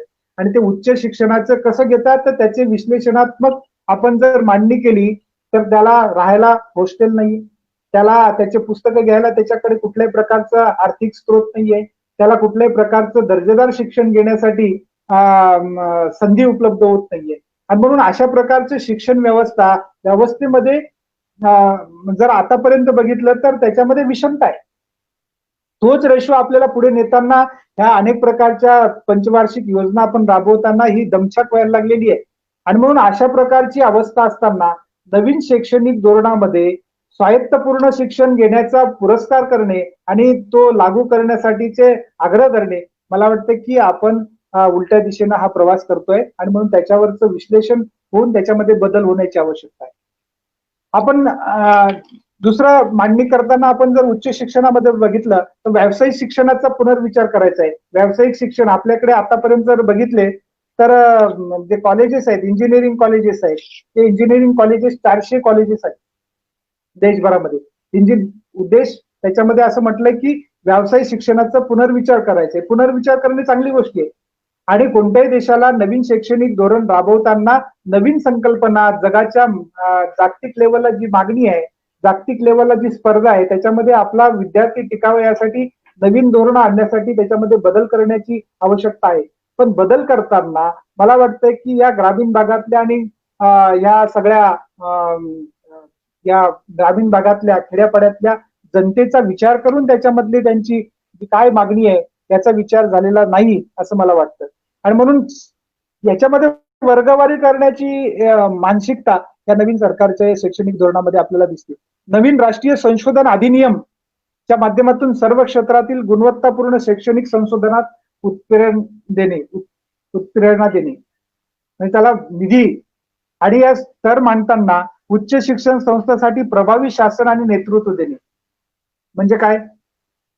2014 ला सरकार जेव्हा बीजेपीचं सरकार जेव्हा सत्तेत आलं त्यावेळेला आपल्या सगळ्यांना ज्ञात आहे ज्या देशाची 120 कोटी जनता आहे आणि उच्च शिक्षणाचं एवढं मोठं क्षेत्र आहे, त्या शिक्षण क्षेत्राच्या मंत्रिपदासाठी एखादा लायक सुद्धा माणूस मिळू नये, याला आपण उत्तम नेतृत्व म्हणायचं का?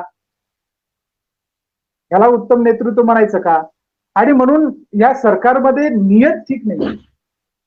त्यांच्यामध्ये चांगल्या गोष्टी करण्यासाठी ज्या ज्या गोष्टी करण्याची आवश्यकता आहे, देशभरामध्ये एवढे शिक्षण तज्ञ, एवढे मोठे मोठे लोक असताना की या शिक्षणाचा सांभाळ करण्यासाठी आणि ती वाढवण्यासाठी उत्तम नेतृत्व चांगल्या नावाखाली एखादा गबाळ्या माणूस आणि ते चालवण्यासाठी ज्याला कुठल्याही प्रकारची जाणीव नाहीये, त्या देशातल्या वर्णव्यवस्थेची पुन्हा मांडणी करण्यासाठी एखादी ह्या यंत्रणेचा वापर करणारी लोक आणणे, मला वाटतं की आपण पुन्हा एखाद्या गुलाम राष्ट्राकडे जाण्यासाठी आता सज्ज झालेले आहोत.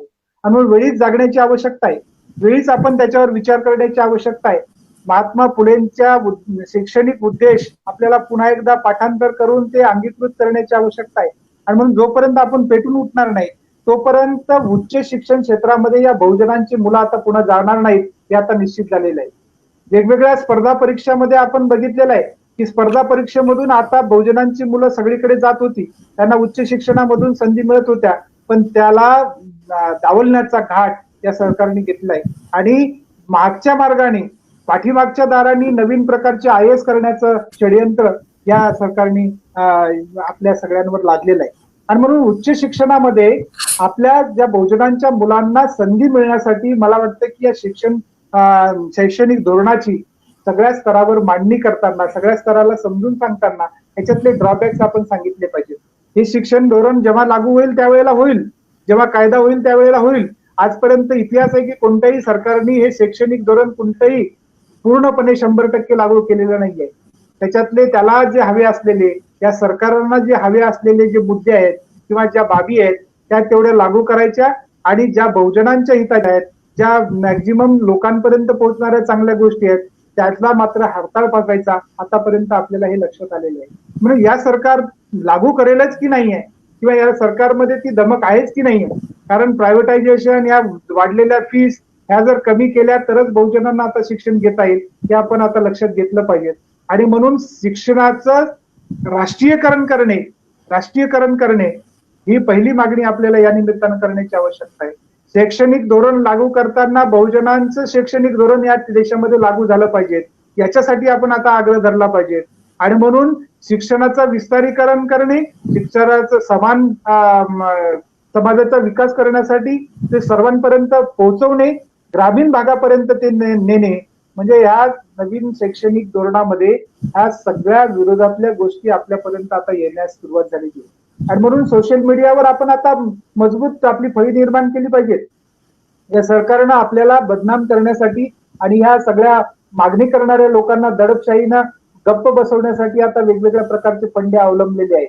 आणि म्हणून मला असं वाटतं, माझं एक प्रामाणिक सगळ्यांना एक विनंती आहे की आपण ही विरोध करताना हे वेगवेगळ्या गटांनी आता विरोध करण्यापेक्षा एका राष्ट्रीय चळवळीची आपल्याला उभारण्याची आवश्यकता आहे. आणि म्हणून प्रत्येक राज्यामधली आता मंडळी याच्याबद्दल बोलायला लागलेली आहे, त्या सगळ्याला एकत्रित बांधण्यासाठी आपण आता पुढाकार घेतला पाहिजे. आणि म्हणून शिक्षण क्षेत्रामधली आमची प्राध्यापकांची संघटना आहे, ऑलरेडी आम्ही याबद्दलचं निवेदन सरकारच्या दरबारी मांडलेले आहे. त्याच्याबद्दलचे वेगवेगळ्या प्रकारचे वेबिनार्स आम्ही आता घेतो आहोत. आणि शैक्षणिक कारण आमच्या दृष्टीनं नवीन येणाऱ्या प्राध्यापकांना कुठल्याही प्रकारच्या वेतन श्रेणी राहणार नाहीयेत, कुठल्याही प्रकारचे प्रमोशन्स असणार नाहीयेत, कोणत्या प्रकारचे नियुक्तीचे कोणते नियम आहेत त्याच्याबद्दलचा कुठलाही उहापोह या ठिकाणी झालेला नाहीये.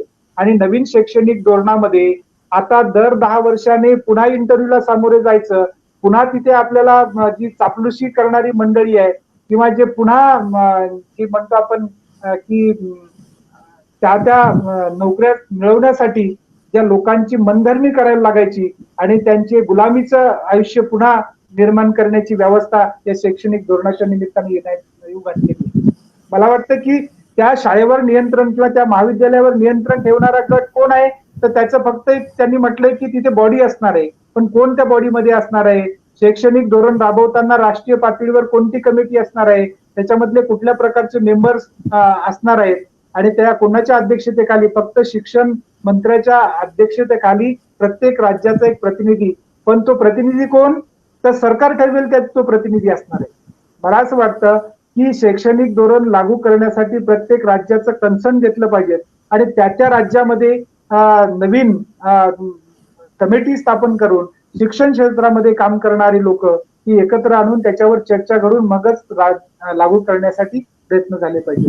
महाराष्ट्रासारख्या राज्यामध्ये लागू करण्यासाठी तिथल्या जाती व्यवस्थेचा आणि वर्गीकरण त्या क्षेत्रामध्ये भौगोलिक परिस्थितीचा विचार करून आणि आहे त्या शिक्षणाला बळकटीकरण कसं करता येईल आणि याच्यामध्ये बहुजनांच्या लोकांचं हित कसं जपता येईल याच्यासाठी सुद्धा आपल्याला सरकारला वारंवार सांगावं लागणार आहे. आणि म्हणून ठाकरे सरकारला सुद्धा आपण विनंती केली पाहिजे की हे त्यांनी कमिटी बनवताना हे आपण त्या कमिटीमध्ये या राज्यामधले जाणकार लोकांना घेऊन त्याच्यावर मंथन होण्याची आवश्यकता आहे. आणि म्हणून सरकारनं लागू करण्या अगोदर याच्यावर समाजाच्या विविध घटकांमध्ये चर्चा केली पाहिजे, नंतरच लागू करण्यासाठी प्रयत्न झाले पाहिजे. म्हणून शैक्षणिक धोरणावर बोलण्यासारखं खूप आहे. मला वाटतं की मी मांडणी करताना शिक्षण उच्च शिक्षणामध्ये याला व्यावसायिकरण उच्च शिक्षणाचं व्यावसायिकरण थांबलं पाहिजे आणि या शिक्षण क्षेत्राला चांगलं उच्च दर्जाचं शिक्षण या इथल्या जनतेला कसं मिळेल यासाठी सर्वजणांनी प्रयत्न केले पाहिजेत. सरकार येतात त्यांचे अजेंडा राबवण्यासाठी प्रयत्न करत असतात, पण इथला समाज जागृत असेल तर मला वाटतं कोणताही सरकार त्याच्यामध्ये हिंमत नाही या इथल्या जनतेला डावलून त्याचे मनसुबे पूर्ण करता येतील. आणि म्हणून या सरकारला जाणीव झाली पाहिजे या देशातला तरुण या देशातला बहुजन हा आता जागृत झालेला आहे. आपल्या प्रकारचं धोरण हे इथे लागू करता येणार नाही आणि पुन्हा जाती व्यवस्थेकडे घेऊन जाणारे शैक्षणिक धोरण हे आपल्याला लावता येणार नाही, लादता येणार नाही. आणि याच्यासाठी आपल्याला आता विचारमंथन करण्याची आवश्यकता आहे. मला वाटतं की माझी मांडणी मी माझ्या पद्धतीने केलेली आहे. आपल्या सगळ्यांना मी धन्यवाद देतो की आपण माझं हे सगळं विश्लेषण आपण ऐकलं. मला वाटतं की प्रकाश आता असं म्हणतो की हा प्रश्न उत्तराचा तास आता इथे सुरू होईल. मी आपल्या सगळ्यांना पुन्हा एकदा धन्यवाद देतो आणि मी थांबतो. जय हिंद. प्रकाश. Hello sir. धन्यवाद सर. एकदम सोप्या शब्दामध्ये आणि सर्वांना समजेल अशी मांडणी तुम्ही केलेली आहे. मला वाटतं सगळ्यांना चांगलं समजलंय या सगळ्या शैक्षणिक धोरण. काही प्रश्न समजलंय, तुम्ही अगदी सोप्या शब्दात सांगितलंय. त्यामुळे आपण आता प्रश्न उत्तर घेऊया. आपल्याकडे काही प्रश्न आलेत. पहिला प्रश्न घेऊया. डॉक्टर ऍडव्होकेट कृष्णा पाटील यांचा प्रश्न आहे. What is difference between old and new education pattern? बरं, अजून या संदर्भात कोणाचा असाच प्रश्न आहे का? नाही, असा नाहीये, वेगळा आहे. हा, आता जसं मी मांडणी करताना म्हणालो की 1986 ला पहिलं जेव्हा धोरण आलं, कोठारी आयोग त्याला आपण असं म्हटलं, आणि कोठारी आयोगाने जवळपास प्रत्येक विषयाची मांडणी करताना विश्लेषणात्मक कोणताही मुद्दा या देशामध्ये लागू करताना त्याची एक नियमावली ठरवली होती. मग त्याच्यामध्ये वेगवेगळ्या प्रकारचे विश्लेषणात्मक मांडणी केली होती. तिथला प्राध्यापक कसा असावा, त्याचे कोणतं शिक्षण असावं, त्याची नियुक्ती कशी असावी, ते नियुक्ती कोण करणार आहे, त्याच्या नियुक्ती करणाऱ्या मंडळामध्ये कोण कोण असावं, किंवा त्याच्या पगारीचा हे म्हणतो आपण ते कसं असावं, की त्याचा स्केल कसा कोण ठरवणार, स्केल कसा असावं, या प्रत्येकाची विश्लेषणात्मक मांडणी ह्या पूर्वीच्या धोरणामध्ये केलेली होती. नवीन शैक्षणिक, मी उच्च शिक्षणाचं सांगताना असं म्हणतो की नवीन शैक्षणिक धोरणामध्ये अशा कुठल्याही प्रकारचे विश्लेषण त्यामध्ये दिलेलं नाही. आणि म्हणून शंकेला जागा आहे. शंका घेण्याचं कारण एवढंच की या नवीन शैक्षणिक धोरणामध्ये कोणताही मुद्दा जेव्हा आपण वाचायला जातो त्याचं इम्प्लिमेंटेशन कोणत्या पद्धतीने करणार आहे त्याच्याबद्दलचे विश्लेषण नाहीये. आणि म्हणून इथल्या शिक्षण क्षेत्रातल्या लोकांमध्ये संभ्रम निर्माण झालेला आहे की हे लागू होताना वरवर दिसणारी पॉलिसी अतिशय चांगली आहे, पण ती लागू करताना कोणत्या प्रकारची तुम्ही हे वापरणार आहात त्याचं कोणत्याही प्रकारचं विश्लेषण त्या शैक्षणिक धोरणामध्ये नाहीये. आता मी जसं म्हणालो, एक उदाहरण देऊन सांगतो की जसं ह्या स्वायत्तता म्हटलं आपण, पूर्वीच्या शैक्षणिक धोरणामध्ये आपण जर बघितलं असेल, कोठारी आयोगाने असं मांडणी केली होती आणि आलेल्या प्रत्येक आयोगाने अशी मांडणी केली होती की देशातल्या सरकारांनी 6% हा उत्पन्नाच्या 6% खर्च हा शिक्षणावर केला पाहिजे. तो अनेक सरकारांनी केलेला नाहीये. अनेक म्हणजे सगळ्या सरकारांनी केलेलाच नाहीये. 2% पुढे आपण तो खर्च कोणत्याही सरकारने नेला नाहीये. आणि म्हणून तो पहिला ड्रॉबॅक ठरलेला आहे. या शैक्षणिक धोरणामध्ये तर म्हटलंय 6% पर्यंत करू आपण. पण नवीन या 2020 ला या देशाची मागणी काय आहे? जेव्हा आपण 86 ला बघितलं होतं त्यावेळेला या देशामध्ये किती विद्यापीठ होते, या देशामध्ये किती लोक शिक्षण घ्यायचे आहे आणि त्या शिक्षणाच्या विस्तारीकरण करण्याला त्यावेळेला किती संधी होत्या. त्याच संधी मला वाटतं की 2020 मध्ये आपण जर बघितला तर तीच आव्हानं आपल्या समोर आहेत. लोकसंख्या त्या पटीत वाढलेली आहे आणि म्हणून आव्हानं तीच आहेत. आणि म्हणून येणाऱ्या काळामध्ये जरी आपण असं म्हणत असू की 6% खर्च करावा लागेल किंवा आम्ही करू, तर त्याचे प्रमाण काय आहे? तो खर्च तुम्ही उपलब्ध करताना त्याचं विस्तारीकरण किंवा ते कसं तुमच्या प्रत्येकाला देणार आहात, त्याच्यामध्ये तुमचं कंट्रोलिंग एजन्सी कोण असणार आहे? शिक्षणाच्या मध्ये तुम्ही प्रायव्हेटायझेशन हा शब्द वापरला की खाजगी लोकांकडून किंवा देणगी वगैरे असे मिळून शिक्षणामध्ये ते हे करूयात. म्हणून मला असं वाटतं की शिक्षण ही पहिल्यांदा देण्याची जबाबदारी ही सरकारची आहे आणि म्हणून याच्यामध्ये खाजगी क्षेत्राला आणता कामा नये. परदेशीय विद्यापीठांना इथे येऊ देता कामा नये. कारण तुम्हाला जर तिथे इथल्या विद्यार्थ्याला घडवायचं असेल, कारण परदेशातल्या शिक्षण व्यवस्था इथे येत असतील तर त्या फक्त फायद्यासाठी येणार आहेत आणि म्हणून फायद्यासाठी कुठल्याही प्रकारच्या संस्था या शिक्षण क्षेत्रामध्ये उतरल्या तर त्या फक्त फायद्यासाठी आणि उत्पन्नासाठी उतरणार आहेत. आणि म्हणून आपला पहिला उद्देश जो होता घटनेमधला की इथल्या लोकांना सुशिक्षित बनवणे, तो हा सर बोला सर, बोला. मी बोलू? हा बोला. हा, तर मला असं वाटतं की जे पूर्वीच्या शैक्षणिक धोरणामध्ये जे उद्देश होते ते सगळे उद्देश नवीन शैक्षणिक धोरणामध्ये ते फुलफिल न होता किंवा त्या उद्देशाची पूर्तता न होता दुसऱ्याच प्रकारचे उद्देश आपण डोळ्यासमोर ठेवून हे नवीन शैक्षणिक धोरण या ठिकाणी आणलं आहे. आणि त्याच्यामुळं जे पूर्वीचेच आपले उद्देश पूर्ण न होणे म्हणजे पोट अगोदर रिकामच आहे, भरलेलंच नाहीये. आणि पुन्हा आपण असं म्हणतो की आता आपण नवीन शैक्षणिक धोरणामध्ये जेवणाची आवश्यकता नाहीये.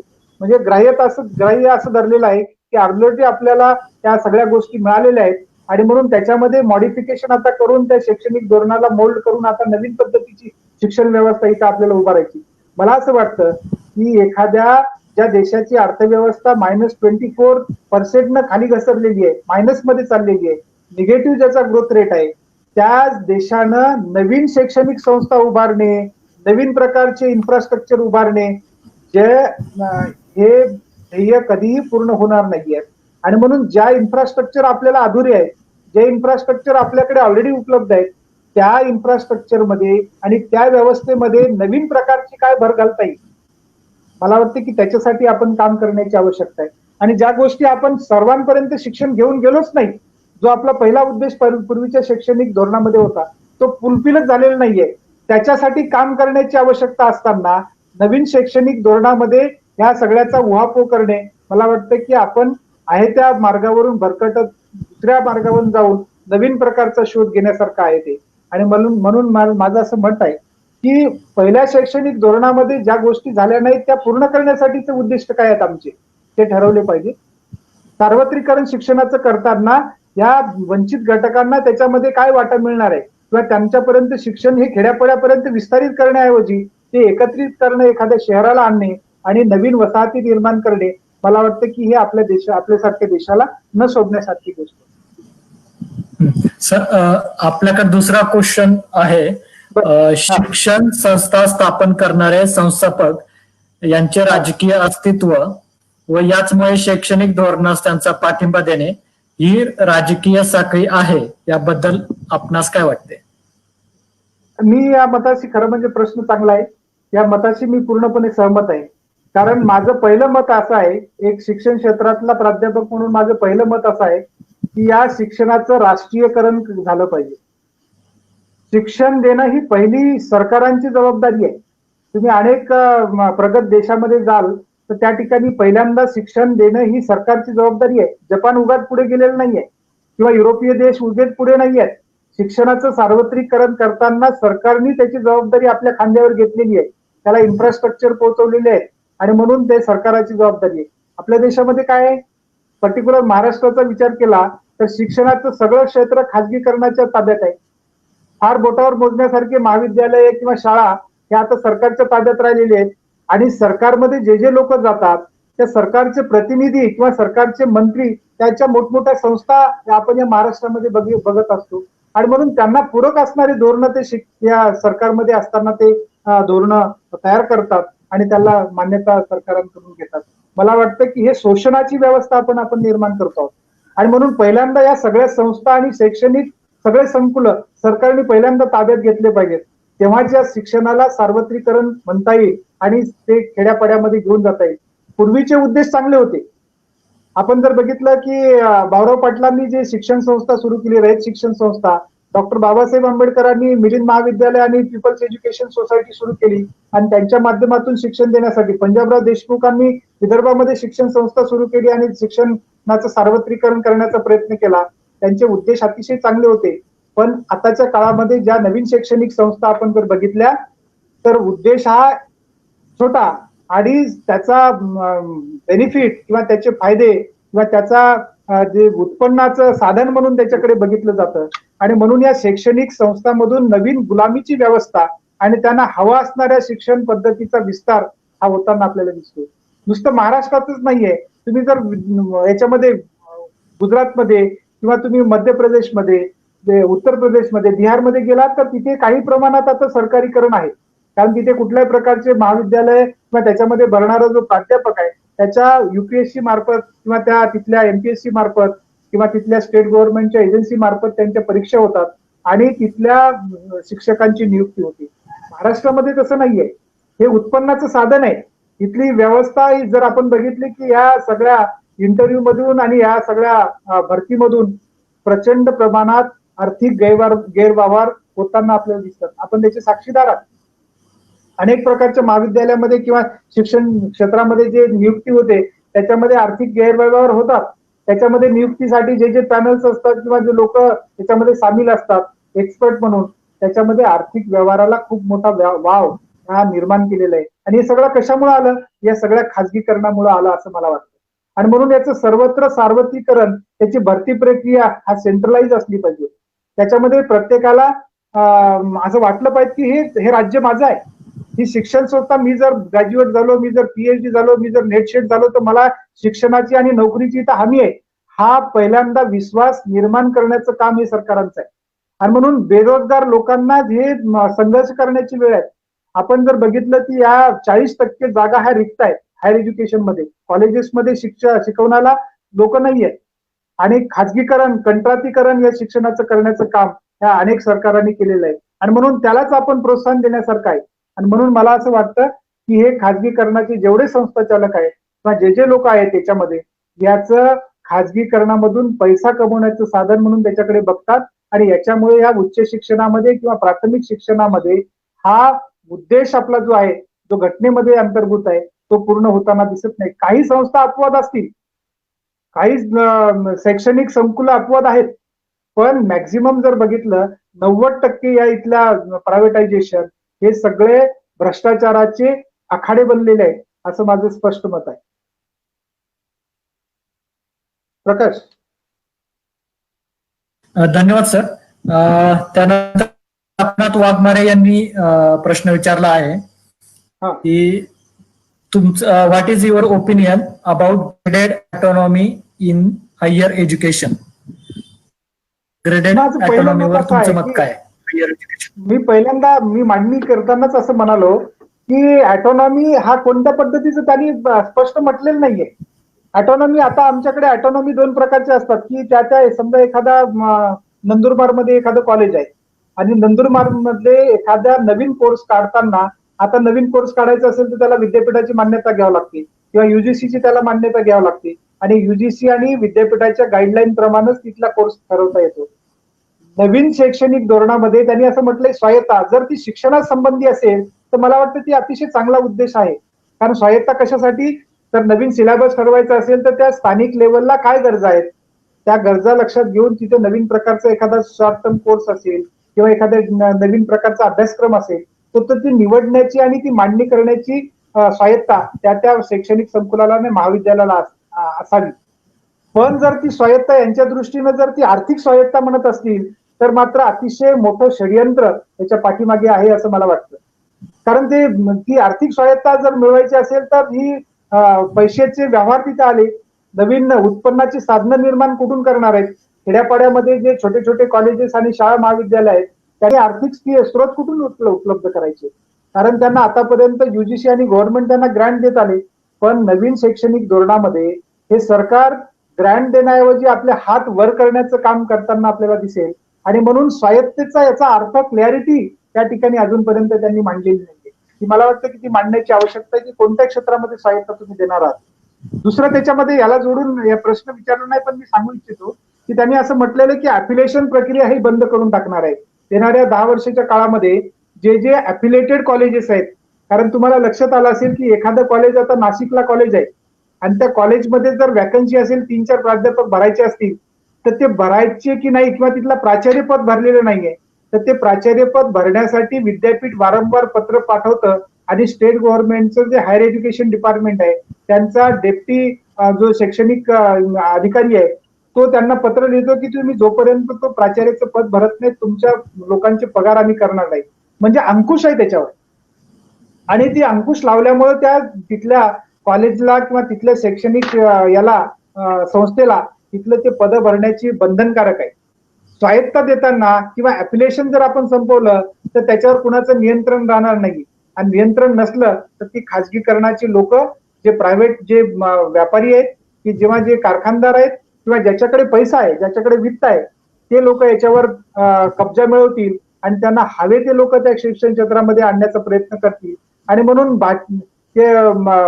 बेटा भतीजा जो आपण आतापर्यंत बघत आलो या शिक्षण क्षेत्रामध्ये तो पुन्हा वाद इथे निर्माण होईल आणि शिक्षणाची गुणवत्ता शिक्षकाची गुणवत्ता न बघता या लोकांना या शिक्षण क्षेत्रामध्ये आणलं जाईल. आणि म्हणून पुन्हा एक शिक्षणाचा दर्जा न वाढवता पुन्हा त्या शिक्षणाला खालच्या पातळीवर घेऊन जाण्यासाठी प्रयत्न होतील अशी मला एक शंका आहे. आणि म्हणून अफिलिएशन असलं पाहिजे, त्याच्यावर कंट्रोलिंग एजन्सी ह्या सरकारची असली पाहिजेत आणि त्याच्यावर दर्जेदार लोक शिक्षण क्षेत्रामधले त्याच्यावर असले पाहिजेत. खाजगी क्षेत्रातून कोणत्याही लोकांना त्याचं कंट्रोलिंग देता कामा नये हे माझं स्पष्ट मत आहे. आणखी एक पूनम साबळे यांचा प्रश्न आहे आपल्याला की आजच्या स्पर्धेच्या जगात पालक आपल्या मुलांना उच्च दर्जाचे शिक्षण मिळावं म्हणून खाजगी शाळांना जास्त प्राधान्य देतात. त्यामुळे शिक्षणाचे बाजारीकरण होत चाललेले आहे आणि पालकांच्या मानसिकतेमुळे सरकारच्या अशा निर्णय प्रक्रियेला खत पाणी मिळते का? आणि त्याला जोडून दुसरा प्रश्न आहे की सामान्य जनतेला सरकारचे हे चुकीचे धोरण सोप्या भाषेत कसे समजावता येईल? ओके, मला असं वाटतं की हे खतपाणी नक्कीच या नवीन शैक्षणिक धोरणामुळे खाजगीकरणाला मिळालेलं आहे. आणि आपण बघितलं असेल की या शैक्षणिक धोरण 2020च्या बाजूने बोलणारी सगळी शैक्षणिक संकुलं असणारी माणसं आहेत. आपण बघितलं असेल जेव्हा शैक्षणिक धोरण लागू झालं किंवा अस्तित्वात आलं आणि जेव्हा सरकारने मंत्रिमंडळाने त्याला मान्यता दिली दुसऱ्या दिवशीचे सगळे पेपर्स आपण काढून बघा देशभरातले की त्याच्यामध्ये मोठमोठ्या शैक्षणिक संस्थाचे संस्थाचालक किंवा जे मोठमोठ्या याच्यामध्ये काम करणारे जे खाजगी संस्था चालवणारे विद्यापीठ चालवणारे लोकांचे आपण जर प्रतिक्रिया बघितल्या तर त्यांनी या शैक्षणिक धोरणाचा उदो केलेला आहे आणि आपलं समर्थन दिलेलं आहे. कारण देशाचे पंतप्रधान हा व्यापारी माणूस आहे आणि त्यांनी व्यापाराचा दृष्टिकोन ठेवून शैक्षणिक धोरणाला या देशामध्ये लागू करण्याचं पहिलं षडयंत्र आणलेलं आहे आणि म्हणून त्याचा उदो आपल्याला होताना दिसला. म्हणून पहिलं काय तर याच्यामधून निश्चितपणानं हे खतपाणी त्याला घालण्यासारखं आहे. दुसरा प्रश्न त्याच्यामध्ये जोडून असं म्हटलं होतं आपण की खाजगी शाळांचं किंवा खाजगीकरण जे आहे त्या खाजगी संस्था आहेत की ते पालक तिकडे आपल्या मुलांना टाकण्यासाठीचा कल जास्त आहे. तर त्याच्या दोन मजबुरी आहेत. एक तर त्याची मजबुरी अशी आहे की त्याला उच्च दर्जाचं शिक्षण हे सरकारी शाळांमध्ये आपण देतो का किंवा त्या सरकारी शाळाचा दर्जा आपण त्या प्रकारचं मेंटेन केला का ह्याच्यामध्ये ते प्रश्नाचं उत्तर दडलेलं आहे. की आपल्याला सगळ्याला लक्षात येईल की सरकारी शाळा आपल्या दर्जेदार नाही आहेत. तिथले शिक्षक दर्जेदार आहेत कारण ती भरती प्रक्रिया जी आहे सरकारी शाळांची त्या शिक्षकांची भरती प्रक्रिया आहे त्याच्यामधून वेगवेगळ्या स्तरामधून त्याचं मूल्यमापन होऊन त्याला भरती केलं जातं. म्हणून तिथलं शिक्षक दर्जेदार आहे, पण त्याचं इन्फ्रास्ट्रक्चर दर्जेदार नाहीये. आणि म्हणून इन्फ्रास्ट्रक्चर दर्जेदार नसल्यामुळे कोणताही पालक आपल्या पाल्यांना त्या शाळेमध्ये घालायला तयार नाही. खरं म्हणजे त्या शाळेचं शिक्षण दर्जेदार आहे. तुम्ही आता सगळ्यांनी बघितलं असेल, दिल्ली एक मॉडेल आहे. आणि म्हणून अरविंद केजरीवालनं सगळ्या दिल्लीतल्या शाळा, सरकारी शाळा, तिथे आता वेटिंग लिस्टला लोकांचे नावं आलेली आहेत आणि तिथे वेटिंग लिस्टला मुलं असतात. तेथे प्रवेश घेण्यासाठी मोठमोठ्या लोकांची रांग आता लागत आहे.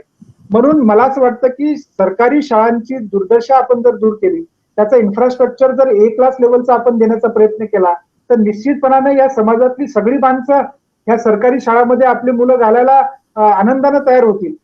सध्या ती व्यवस्था आपल्याकडे उपलब्ध नसल्यामुळे मला वाटतं की सरकारी शाळा विद्यार्थी न घालता किंवा पाल्य न घालता तो खाजगी शाळांकडे वळलेला आहे.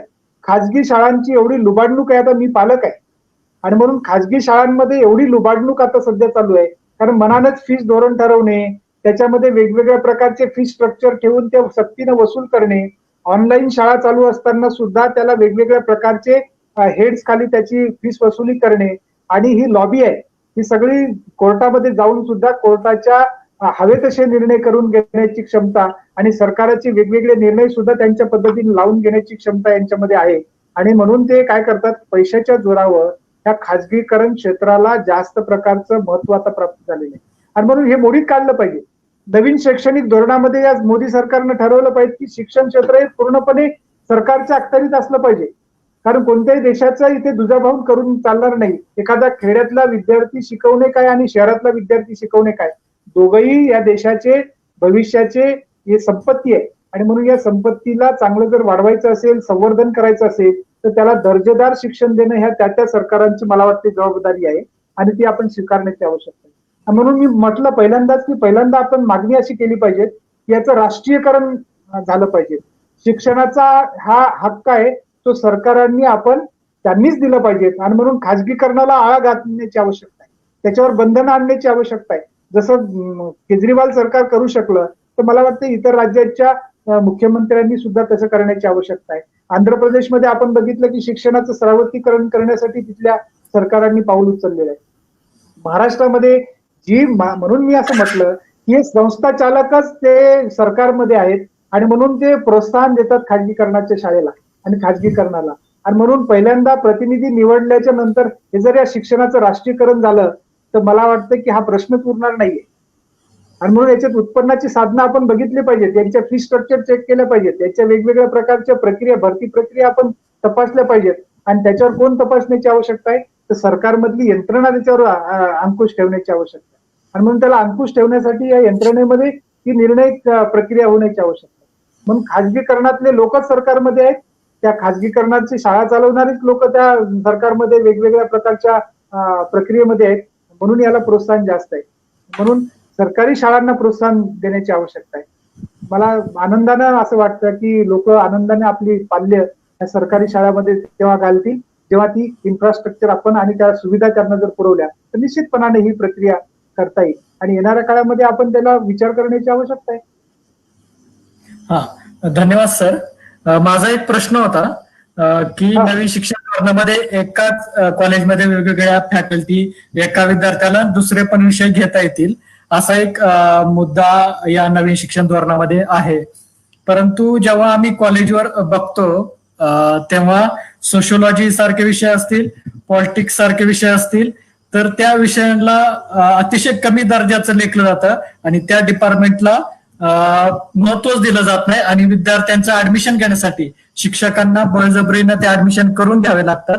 जर अशी अवस्था जर बाकीच्या विषयासंदर्भात जर असेल तर हा मुद्दा कसा लागू होईल? आणि एकतर सरकार जे संविधानावर आधारित असलेला अभ्यासक्रम एकीकडे वगळत आहे, या सगळ्याच गोष्टी एकीकडे होतात, तर हे कसं मुद्दा लागू होईल? नाही, मला असं वाटतं की मी युरोपमधली जी शैक्षणिक संस्था, शिक्षण धोरण मी तुम्हाला सांगितलं, बोलोग्ना नावाचे त्यांच्याकडे शैक्षणिक धोरण आहे आणि ती सगळ्या युरोपभर ते एकाच प्रकारची सिस्टीम चालते. त्याच्यामध्ये असं म्हटलेलं आहे की कोणत्याही विद्यार्थ्याला एखाद्याला असं वाटलं की मला एखादा विज्ञानाचा विषय घ्यायचा आहे, पण त्याचबरोबर मला राज्यशास्त्र हा विषय माझा आवडीचा आहे आणि ते मला तो पण शिकता आला पाहिजे. मला वाटतं फ्लेक्झिबिलिटी असली पाहिजे. त्याला चॉईस बेस्ड क्रेडिट सिस्टीम असं म्हणतो आपण. उद्देश चांगला आहे. त्याच्यामुळे होईल काय की एखाद्या महाविद्यालयामध्ये किंवा एखाद्या शाळेमध्ये ठराविक विषयाचे विद्यार्थी कमी जरी असले तर त्या प्राध्यापकाचा सरप्लस होणे किंवा त्याचा विषय बंद पडणे ह्या प्रक्रिया होणार नाहीये.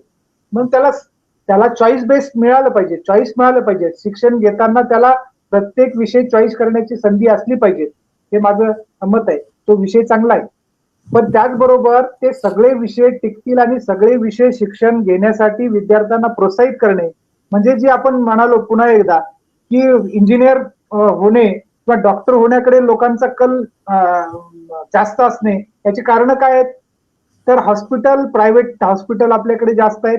प्रायव्हेट हॉस्पिटलमध्ये मनानं म्हणेल तशा फीस आपण रुग्णाकडून वसूल करतो आणि त्याच्यामध्ये उत्पन्न जास्त आहे, म्हणून लोकांचा त्या आरोग्य क्षेत्राकडे आपल्या पाल्यांना टाकण्याचा कल जास्त आहे. साधारण एक सिंपल थेरी आहे की आपला मुलगा एखाद्या क्षेत्रामध्ये गेला तर तो स्थिर कसा होईल किंवा त्याला लवकर नोकरी कशी मिळेल किंवा तो कमवता कसा होईल याकडे पालकांचा कल असतो आणि म्हणून ते ठराविक विषयाकडे आपण त्याला जाण्यासाठी प्रवृत्त करतो. मला असं वाटतं की नवीन शैक्षणिक धोरणामध्ये अशा कुठल्याही ज्याला मला जर वाटलं मी डॉक्टर व्हावं, मला जर इच्छा आहे की मी डॉक्टरच मला व्हायचंय, माझी तीव्र इच्छा आहे, तर मला ते शिक्षण मिळणं आवश्यक आहे. जे की मला नुसतं या व्यवस्थेमुळे एखाद्या दुसऱ्या विषयाकडे जायला लागणं आणि माझ्या मनातली इच्छा मला ती पूर्ण करता न येणे, मला वाटतं याच्यासारखं दुर्दैव या देशामध्ये कुठल्याही प्रकारचं नाहीये. आणि म्हणून जे डॉक्टर आपण बनवतो त्याची इच्छा असते की नाही हे माहित नाहीये, फक्त त्याला मार्क आहेत म्हणून त्या विषयाकडे आपण त्याला पाठवतो. मला वाटतं की चॉईस असणारं शिक्षण मिळणं हे सगळ्यात मोठं आवश्यक धोरण आहे आणि ते मिळालं पाहिजे. या धोरणामध्ये एवढंच आपल्याला म्हटलेलं आहे की स्वायत्ता, तुम्हाला क्रेडिट सिस्टीम आहे आणि कोणताही विषय घेण्यासाठीची मुभा आहे, म्हणून काय म्हटलं त्याला, एक संघ शिक्षण. त्याला एक वाक्य त्यांनी असं वापरलंय, एकच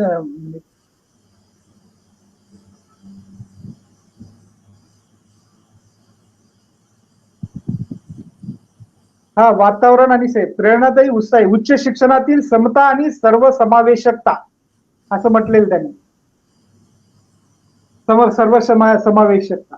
आता त्यांनी असं म्हटलेलं आहे की एखाद्या विद्यार्थ्याला असं वाटलं की तो इंजिनिअरिंग शिकतो आणि इंजिनिअरिंग शिकता शिकता त्याला एखादा पॉलिटिकल सायन्स घ्यायचा आहे किंवा इतिहास शिकायचा आहे, इतिहासामध्ये त्याला आवड आहे, निश्चितपणाने त्याने घ्यावं. पण इंजिनिअरिंगचं त्याला इत्यंभूत शिक्षण देणं सुद्धा तेवढीच आपली जबाबदारी आहे. म्हणून याच्यामध्ये गफलत होण्याची शक्यता आहे की एखादा विद्यार्थी त्याला एखादा विषय आवडत नाही म्हणून दुसरा विषय घेणे आणि सोप्या भाषेमध्ये त्याला त्याच्यामध्ये मार्क कमवायचे, पण त्याला अतिउच्च दर्जाचं शिक्षण देण्याची हमी आपण त्याला देणार आहोत का? म्हणजे आपला पहिला उद्देश काय आहे, तर इथला परिपूर्ण नागरिक घडवणे आहे का एखाद्या विद्यार्थ्याला ते ठराविक प्रकारचं ते इंजिनिअरिंग करणं आहे? मला असं वाटतं की बेसिक कन्सेप्ट आपल्या शिक्षणाची जी आहे की त्याला परिपूर्ण माणूस बनवणे, त्याला या आजूबाजूच्या वातावरणाचं सेन्सिटिव्ह ह्युमन बिंग बनवणे, या आजूबाजूच्या समाज व्यवस्थेमध्ये वावरताना त्याला पर्यावरणाचं भान असावं, त्याला इथल्या विज्ञान तंत्रज्ञानाचं भान असावं, त्याला राष्ट्रीय एकात्मतेचं भान असावं, त्याला सांस्कृतिकपणा जोपासण्याचं भान असावं आणि भारताची भौमित्व सुद्धा जपण्याचं भान असावं. मला वाटतं की असा परिपूर्ण माणूस बनवण्यासाठी जी शिक्षण व्यवस्था आपण राबवणार असू, तर मला वाटतं की त्याला प्रत्येक विषय तो शिकण्याची आवड निर्माण होईल आणि म्हणून असं एखादा ठराविक विषय चालेल आणि ठराविक विषय बंद पडेल, ही व्यवस्था तिथे येणारच नाही, वेळच येणार नाही.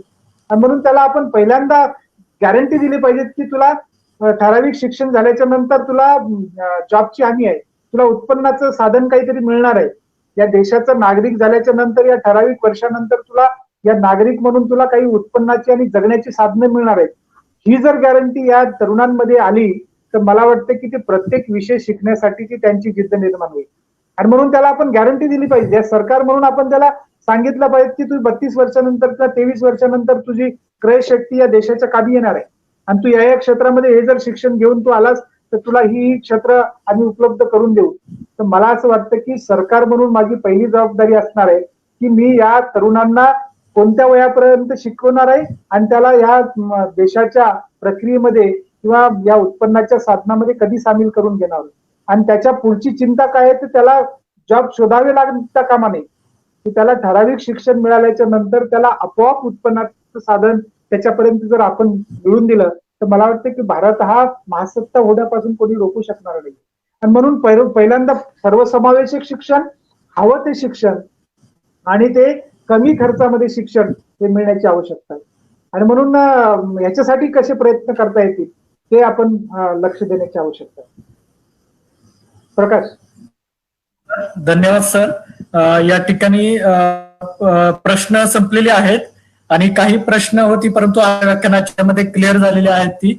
आणि तुमच्या सर्वांचंच असं मत आहे आपल्या कमेंट बॉक्समध्ये की सरांनी उत्तम असं विश्लेषण केलेलं आहे. चांगल्या पद्धतीने सगळ्यांना समजलं असं कमेंट बॉक्समध्ये आपलं दिसतंय. तर आता आपण इथं थांबूया. एकच मिनिट मला शेवटचं ते. मला असं वाटतं की मी मांडणी करताना मी काय फार असं एक सायंटिफिकली बोललो नाही, की त्याच्यातले ठराविक मुद्दे मी मांडण्याचा प्रयत्न, मला जे समजले ते मांडण्याचा प्रयत्न केला. आणि याच्यामध्ये अजूनही बारकावे असे अनेक आहेत की ते अनेक शैक्षणिक जे तज्ज्ञ आहेत आपल्यामधले त्यांच्याकडून ऐकण्याची आवश्यकता आहे. म्हणून आपण सांगतो ते सत्य नाहीये, सत्य अजूनही वेगवेगळे असू शकतात. म्हणून त्या सगळ्यांचा शोध आपल्याला आता येणाऱ्या काळामध्ये घेतला पाहिजे.